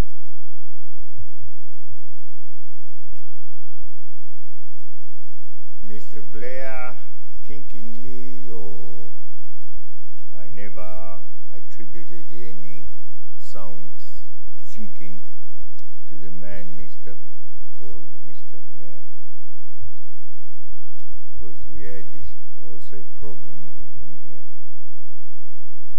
Mr. Blair said, oh yes, Mr. Bush, B. I am Mr. Blair, B. I will follow. And he followed. There they attacked. The man tried to hide. He tried to plead, I have no weapons of mass destruction. And the weakness of our world system is that when innocent countries are attacked, we fold our arms. Yes, we may condemn at the United Nations, but that's about all. And then, there it was. They attacked the man, he tried to hide. And they got rid of him. The man had managed to unite the sects, the Sunnis and Shias of Islam, and he had had some modicum of peace. But now he's gone. He is killed. These two sects now rear their heads against each other. While Mr. Bush has enough of the oil, his brothers, the company, have been sucking the oil. If it was food, I would say their tummies were now full.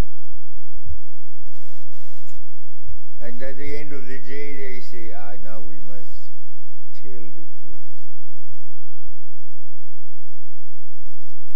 We have made research, lies.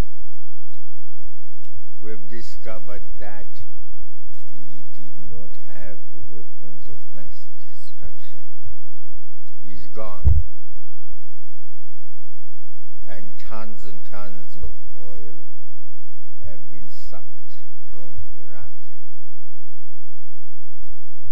There is an upheaval now of a religious kind. The Sunnis and the Shiites are at each other's throats. Well,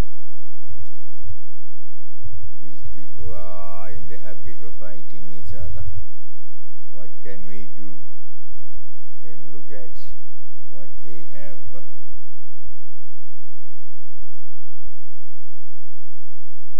now started, created, as if the lesson was not heeded in Iraq. They come to Libya, we had a good friend called Gaddafi. We didn't believe, from a democratic point of view, that his system was democratic. He was a dictator, we agreed. But a friend of his people, a lover of his people, one who desired that his people should develop, one who desired that none of his people should live in poverty, get free education, free health, managed to draw water from underneath our world to create a huge, massive dam on top for the benefit of his country, which is semi-desert. Became friends friends with us wanted, yes, the democratization by the OAU, now African Union, to lead the Africans into getting better united, perhaps going towards what the others like Nkrumah, Nyerere had striven for, the Union of Africa, politically and economically united. No.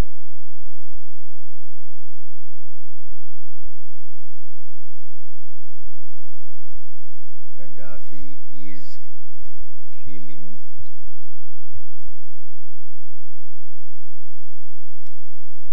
innocent persons. Those who are opposing to his rule, he's bombing Carlos III and killing even his innocent people. He must be attacked.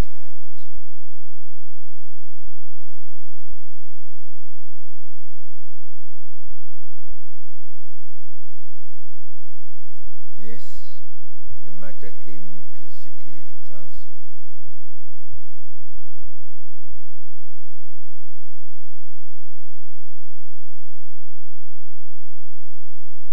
The White said, yes, he must be attacked.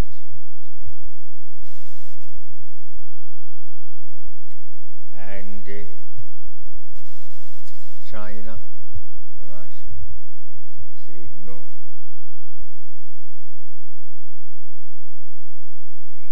In the Security Council, the matter would not have proceeded any further, because up to that stage,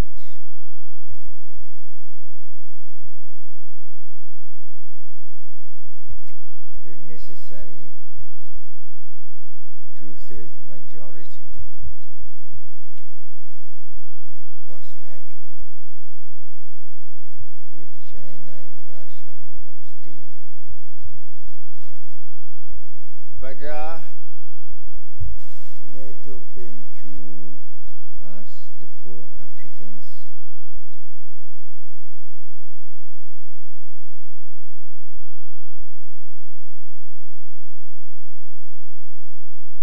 the poor Africans perhaps sometimes not thinking well about the consequences of these attacks, although the matter was debated in the United Nations Security Council.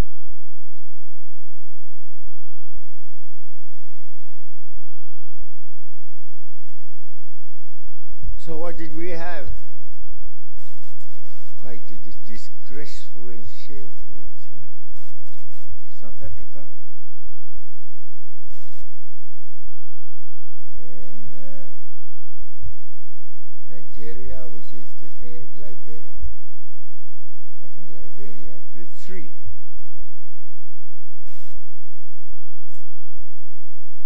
Voted with the NATO powers to give that that two-thirds majority. We tried to plead with Russia and China, and they said to us, how can we, when Africans and the Arabs are voting with NATO, the best we can do is not to show we are part of this, but to show our dislike. We will not vote. That is all. can't use our veto when you people are voting with nature. So we provided a two-thirds majority, we the Africans.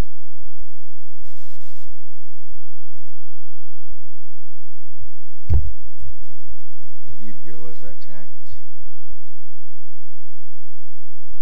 in the same way as Iraq was attacked.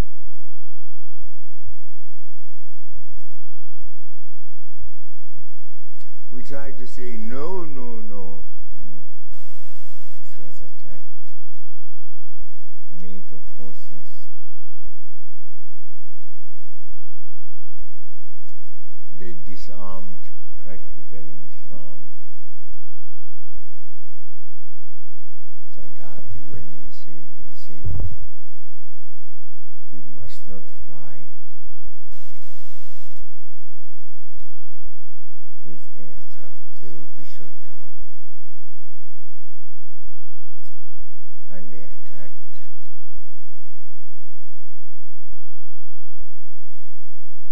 Consequences, Libya now, with people completely disunited, fighting each other. Some have come to us to ask for help to restore unity, but it is to fight each other. It's killing each other, killing each other. That's where perhaps that piteous sight and that doctor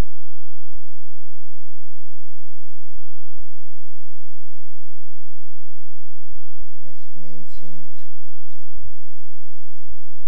with a child hungry, and the mother, even as mother is, knows she's going to die, but no, she does not want a child to die. He must remain alive. That's what mothers are all the time. They have this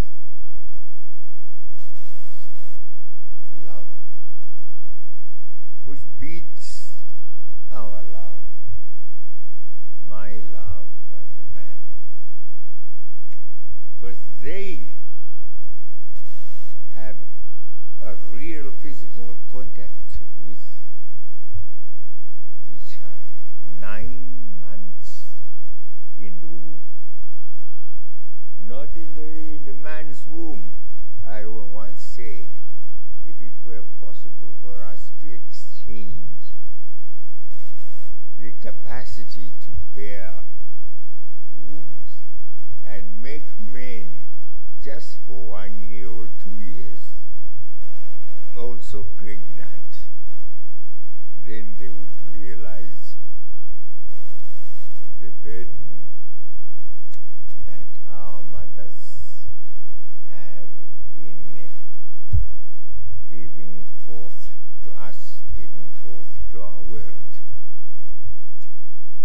So, well, I'm saying this off the cuff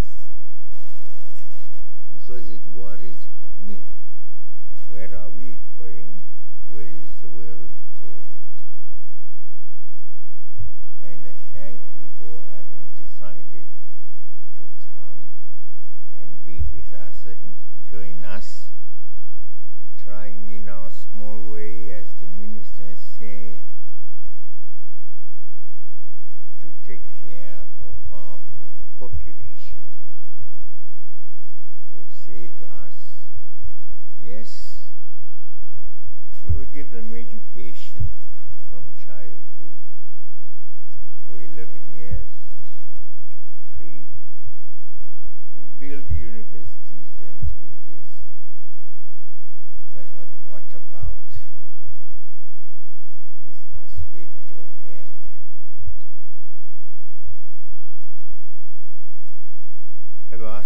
Minister, let's look at the system in Cuba with Dr. Stamps before him the same. Yeah, we have scattered little hospitals, some by the churches, some others voluntary. Let's have a definite system. District hospitals, and upon them we predicate the provincial ones. Then you might have the bigger ones, but they must also relate to each other and support each other. And sick children must leave. Sick persons, shall I say, could start at the district hospital if their illnesses deserved more treatment. They are referred to the upper ones, PDs, the district to province, or even the ward to the district and district to the province, etc. With Mr. Stamps, he's unwell now.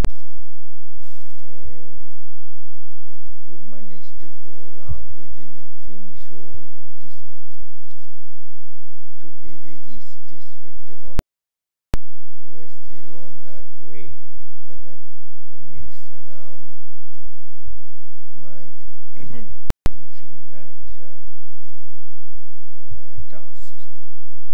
And the provincial hospitals, yes.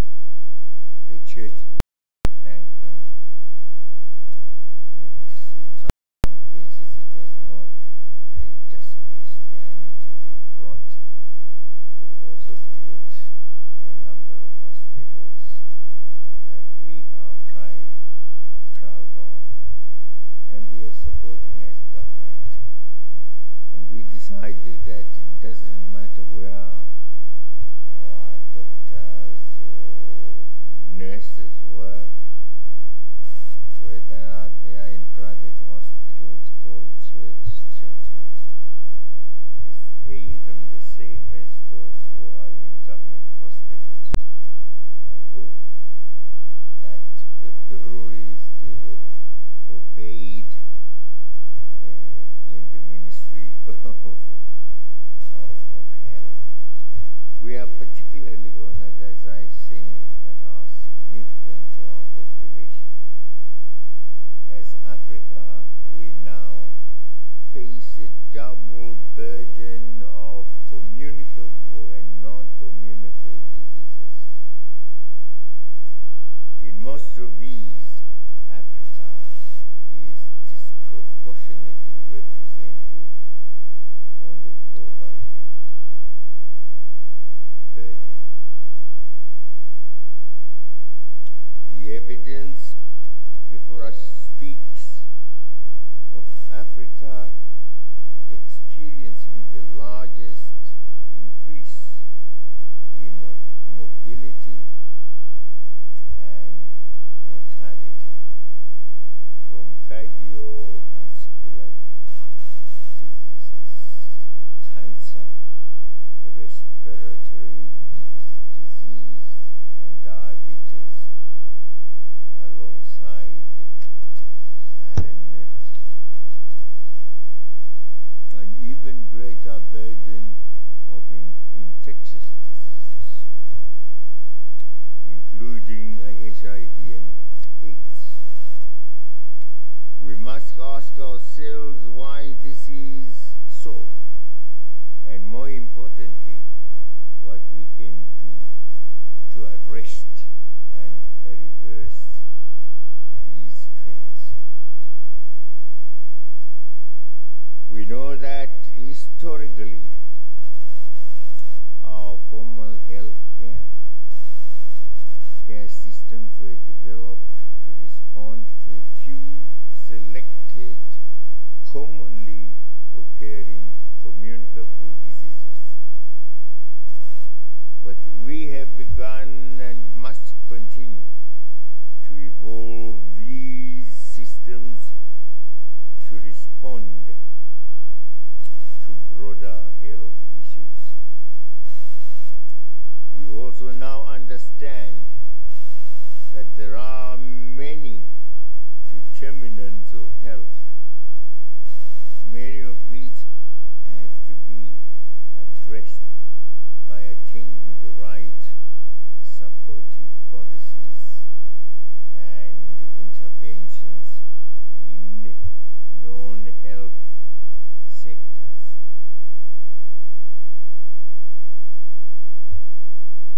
Educating the girl child, we have said, designing better roads, planning better urban settlements, empowering communities and managing climate change may all seem very peripheral to health. But in fact, as we have learned now, they affect health. Because evidence before us now says the opposite of what we believed. Therefore, we must provide the solutions across these sectors for better health results and outcomes, and as leaders, political leaders, that is, it is our duty to foster this broader approach. Let us therefore push health to take its deserved prominence on our agendas in our sub-regional groupings of the African Union level and indeed on the global forum.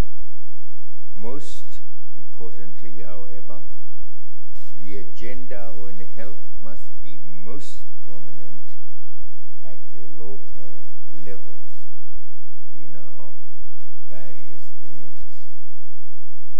Our health systems need to be strengthened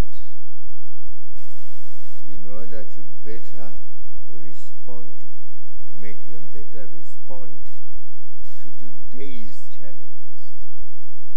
We have all significantly invested into human resources for health production, a good thing indeed. But we also lose a large proportion of these particularly experienced ones in the developed world. What can we do to better protect our investment and retain most of this capital?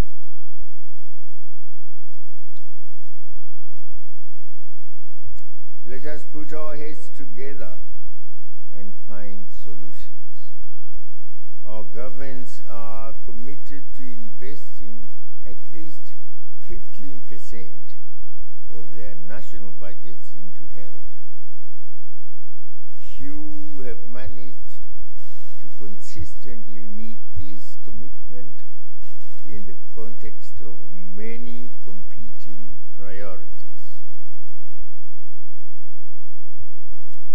Financing for health thus remains challenged. We need to further innovate around how we finance health and how we can effectively and sustainably invest such financing. That is when the votes are made. As Zimbabwe, we are proud of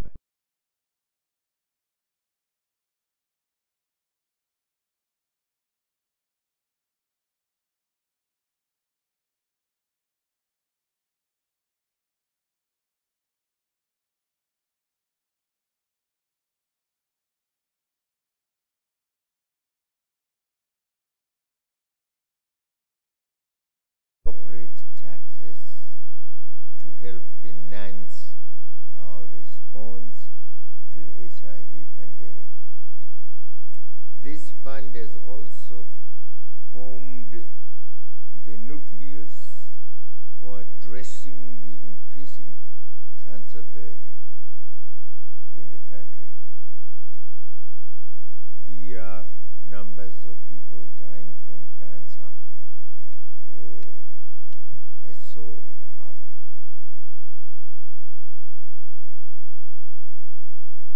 Almost every month, those in government and those outside, cancer, prostate cancer, other forms of cancer, cancer of the uterus for women,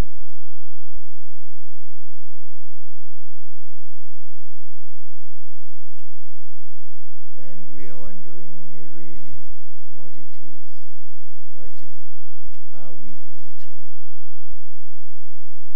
Or what are we experiencing which is causing this? Our forefathers didn't have these kinds of attacks. Sure, they needed to know more about how to look after themselves, but they lived longer. My mother, my father died when he was in his 40s. But my mother outlived him, and I think she was about 100 plus or minus when she died. 90s, after our independence.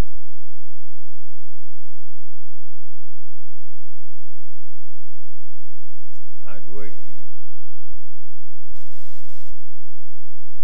but eating the just bare African diet. She did not like chicken, she didn't eat chicken, she didn't eat pork. Goat meat, yes. Beef, yes. But beef, rarely. Her own father was called Mugwenyama, nickname, the eater of beef, of meat. That's why the community called him Mugwenyama, because he didn't want to have his main meal without meat. In the cattle, which I looked after when I was young, brought up in the African way, was careful all the time that his cattle's population was kept growing and not diminishing, because it was his own cattle he used to slaughter. Mugwenyama, the eater of beef. He also had another name though, Chigubu. Chigubu is the carrier of the African drink, the 7 days, ours is 7 days. Alcoholic only when you have taken a lot of it. So he had that name also, because he liked this beer. But he also lived long. Died in 1940s, 41, the year started teaching at Butama. We have also beginning this current financial year, set aside half of a 10% levy that we charge on mobile airtime and data image for use on procuring critical pharmaceutical and other commodities for our hospitals outside the main budget premise. So, as the minister told you, any user of a phone call, a mobile phone, pays a tax. And when a deduction is made that way, people don't feel it. They just regard it as an increase in the price. And we have discovered that that way is better than a direct tax. Direct investment into health in developing countries by partners is now severely constrained. This at a time when we need even more to be focused. This is the time we must be focused better than we used to be and make time when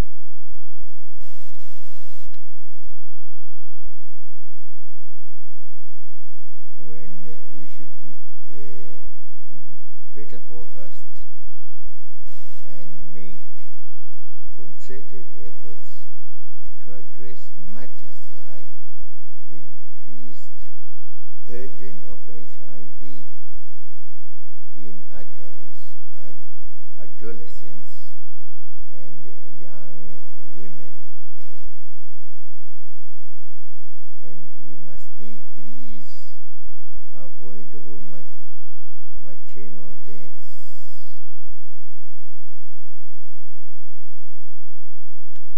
Our young women, numbers increasing and not diminishing very much, although we have tried our best. That slight diminishing, which the minister talked about, seems to be recurring. The emergence of neglected tropical diseases and the increasing burden of non-communicable diseases in most parts of our region. We thought at one time when they eliminated malaria, I don't know, there it was, bilharzia perhaps. I don't know whether we still have it. Minister, do we? Bilharzia.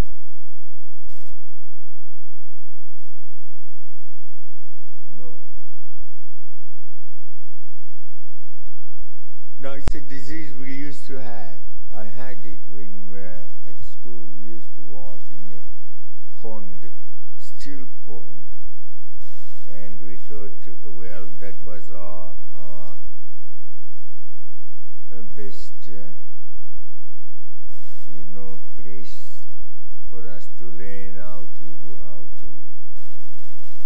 to swim. Unbeknown to us, it was contaminated and used to practically the whole school get bilharzia. Then we had Father Roy, Kutama was Irish centered, and Father Roy was the doctor himself. And so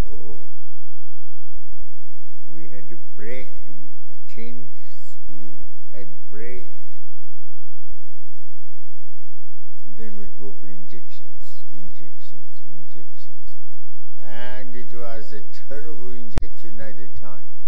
The way it smelled, and also the needle so long. that was it. I think I got 11 injections because I was young, and that cleared bilharzia. The older people had to go up to about 16, and by the time you come to that level, even the smell in class of the medicine, oh. But nowadays, I think they are better treatment for bilharzia.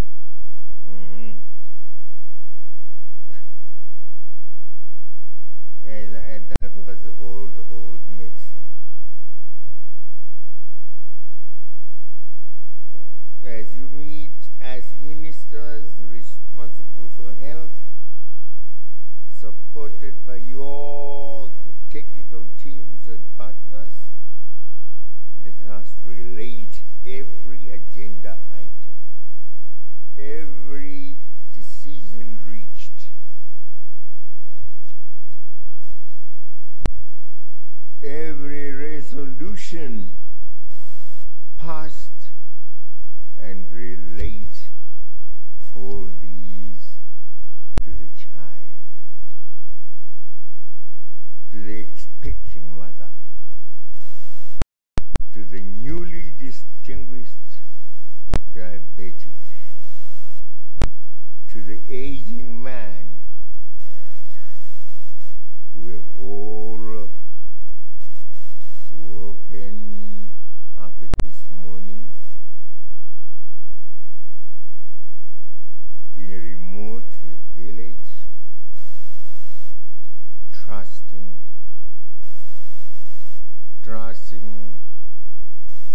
because they have a new, mindful government, and so every morning they trust their health is in good hands, in the hands of us who are more enlightened, in hands of us who have resources as governments, in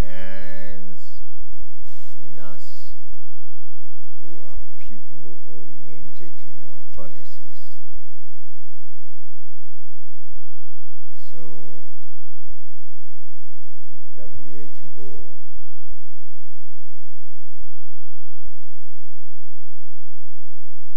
I hope will raise in us the sense of commitment to our own people.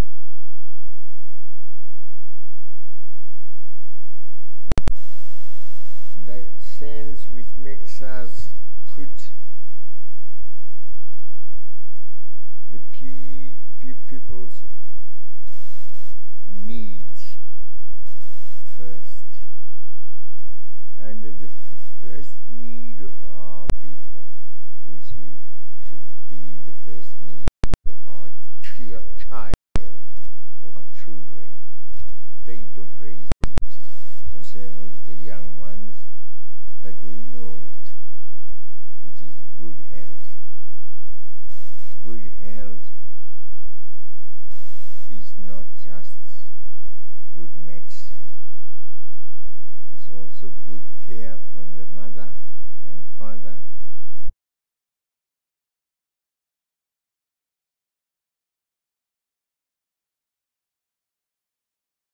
from the parents.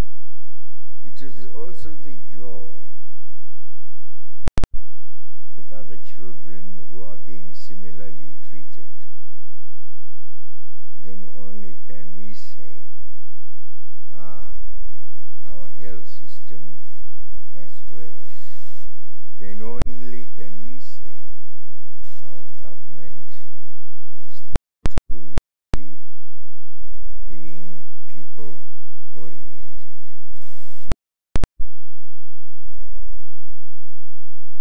Well, having said all this, it's the task. Giving you more work. But Vic Falls is not for more work.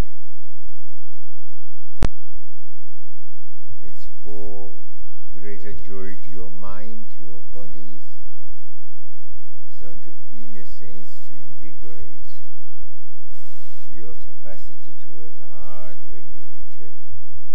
You come to Victoria Falls, and we say, the people of Zimbabwe, and especially those who live here, welcome. You are very welcome indeed amongst us. We are not the only ones who are saying so. The animals are singing a song of welcome. The lions are trumpeting their sorrow. They sing.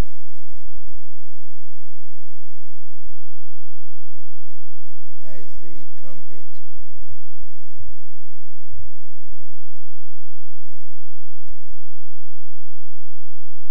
And after them, when they trumpet, they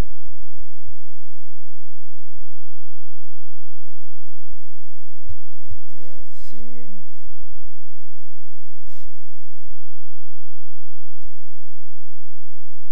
The others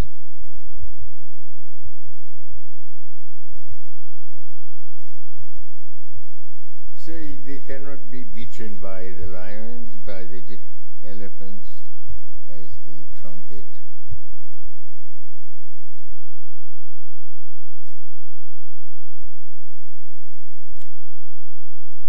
The buffaloes mooing like our cows everywhere are saying yes.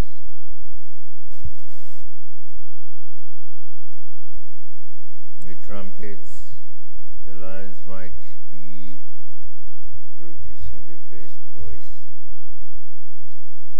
We produce the alto, and the tenor. Welcome, moo. Their moves.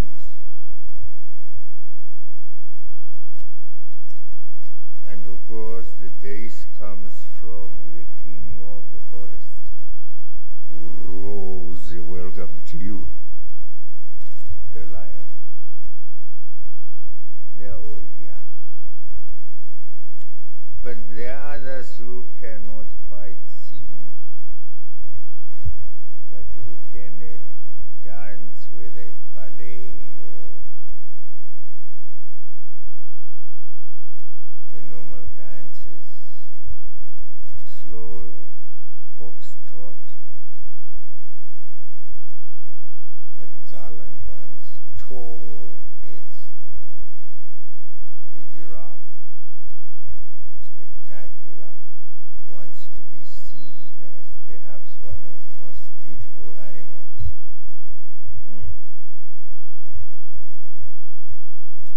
But the animals have said, no, we don't want the jackals to join our choir. They bring cacophony to it. They haven't a good voice. So they go howling somewhere. The jackals, they're all here. What about those who cannot sing very well?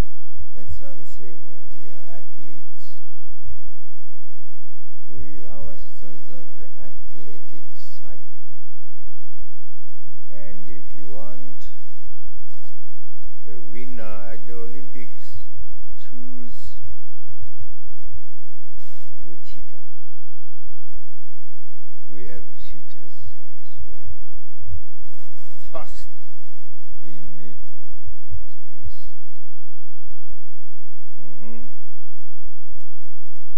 The crocodiles along the river you will see lying flat,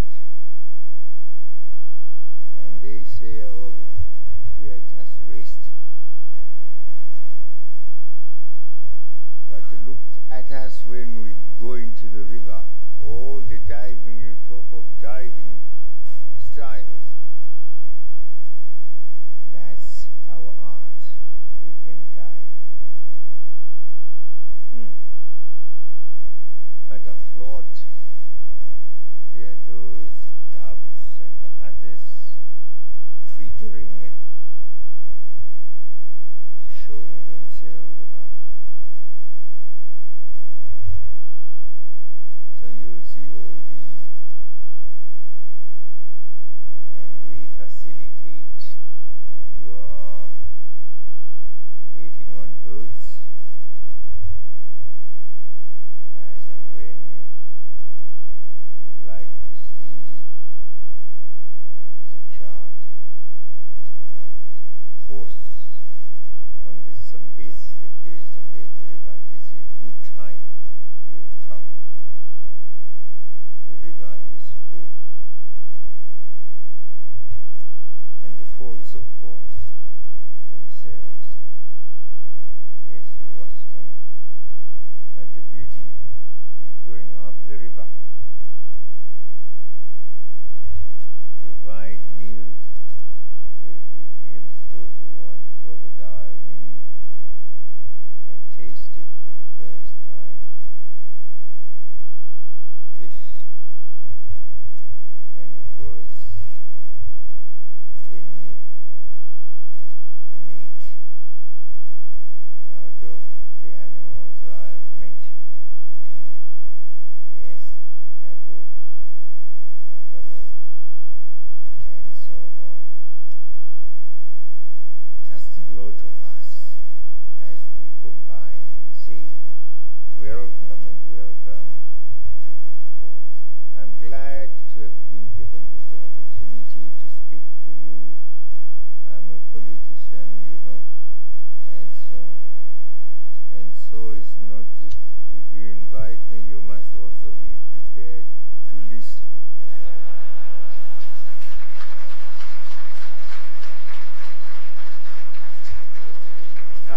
Otherwise, don't invite me at all.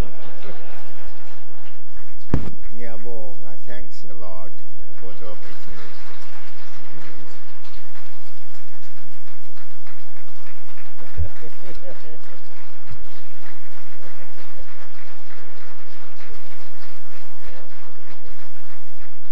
Thanks a lot.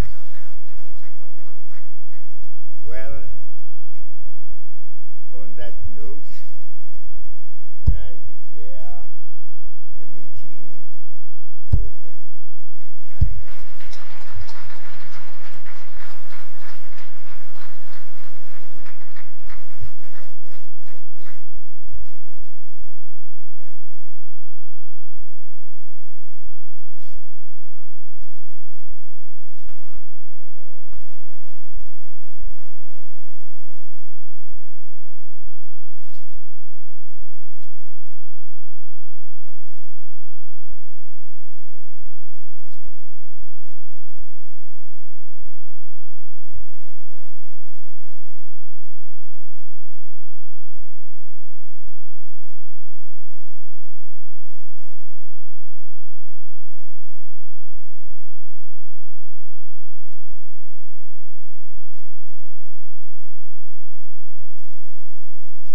We may be seated, ladies and gentlemen. Thank you, Your Excellency. We are indeed humbled by this honor. Honorable Ministers, ladies and gentlemen, we will now sample just a bit of the local cultural song and dance, enough just to whet your appetite, and I therefore invite Simunye Cultural Dance Troupe, who will perform 3 dances. The first dance is called Ine Dance, and it's originated from the northern part of this country in Mount Darwin, and it's simply an all-year-round celebratory dance from when you plant your crops to when you harvest them. The second one is called Mbende Jerusalema, and it originated in Mashonaland East, particularly in the Murewa area, where our minister hails from. It It is a lover's dance, mainly done on weddings or parties, and it's really a fun exhibition of flexibility, of strength, and of sexuality. The last dance is that of Chiyambera dance, and this one originated on the eastern part of our country in Committe and Chipinge, and it is basically a hunter's dance. So may I now invite Simunye Dance Troupe to please entertain us. Thank you.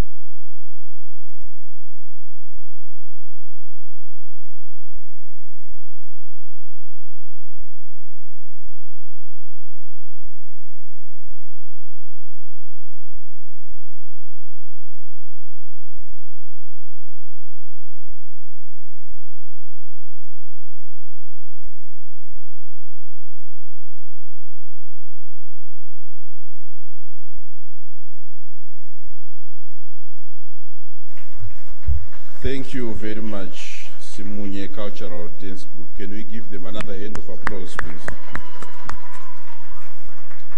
Cultural songs and dances are performed at various venues in the resort town of Victoria Falls, especially in the cool evenings. So find time to go and enjoy these, and you may learn a move or two. Thank you, ladies and gentlemen. May I now invite the Director General to present a token of appreciation to our guest of honor. Protocol, can you please facilitate? Thank you.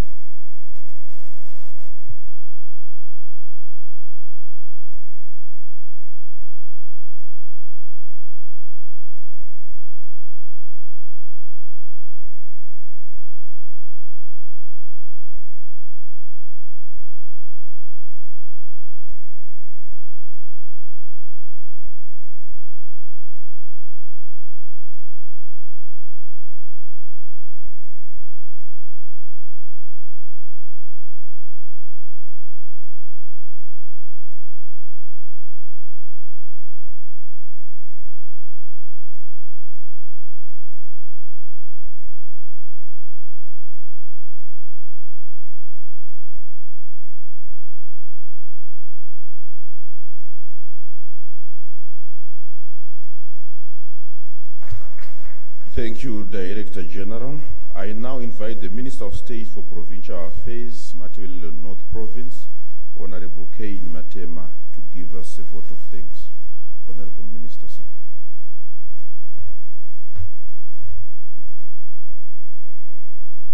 Thank you, Dr. Gwinji. Your Excellency, the President of the Republic of Zimbabwe, Committe Mugabe, the Zimbabwe Minister of Health and Child Care, Dr. David Pagwesese Parerenyatwa, Dr. Tadros, Honorable Ministers here present, distinguished delegates, ladies and gentlemen.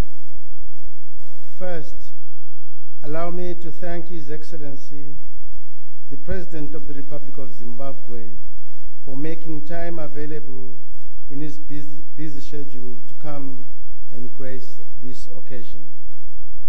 Please join me in expressing our deep sense of gratitude and appreciation to His Excellency for opening this very important meeting on the calendar of the World Health Organization. Secondly, let me thank the World Health Organization Africa Regional Committee for choosing Zimbabwe to host the 67th Regional Committee meeting. I understand this is a very competitive process, but you settled for Zimbabwe this time around. Allow me to also thank the government of Zimbabwe through the Ministry of Health and Child Care for choosing Matabele North, my province, and in particular the majestic Victoria Falls, as the venue for this very important meeting.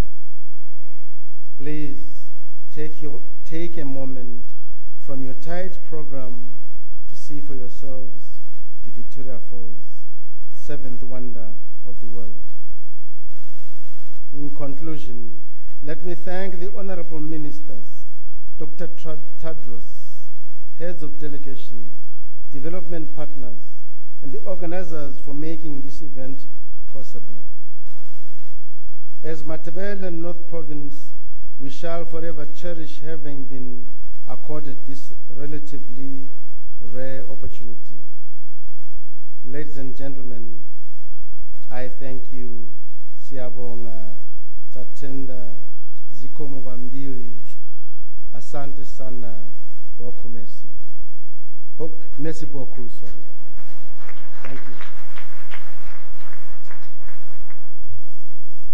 Thank you, Honorable Cain Matema. May I request Yuse and Honorable Parerenyatwa to accompany His Excellency the President as he leaves the stage. Ladies and gentlemen, may we all stand. Thank you.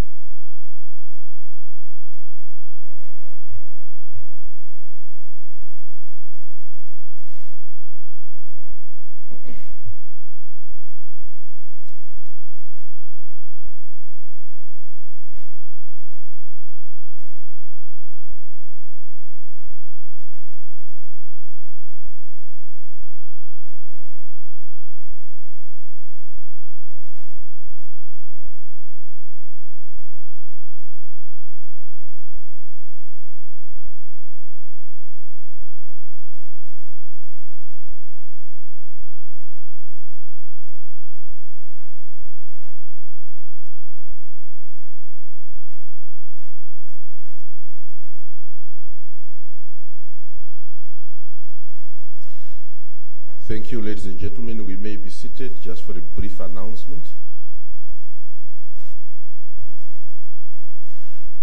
We will request all honorable ministers here present and heads of delegation to please proceed to the front of the hotel entrance where the group photo will take place. So kindly proceed there. For the rest of the delegations, again, you may proceed to the hotel, but through the entrance and into the restaurant, and you can start having your lunch. I am sure we will be recommencing our proceedings at 14:30 hours. Thank you very much.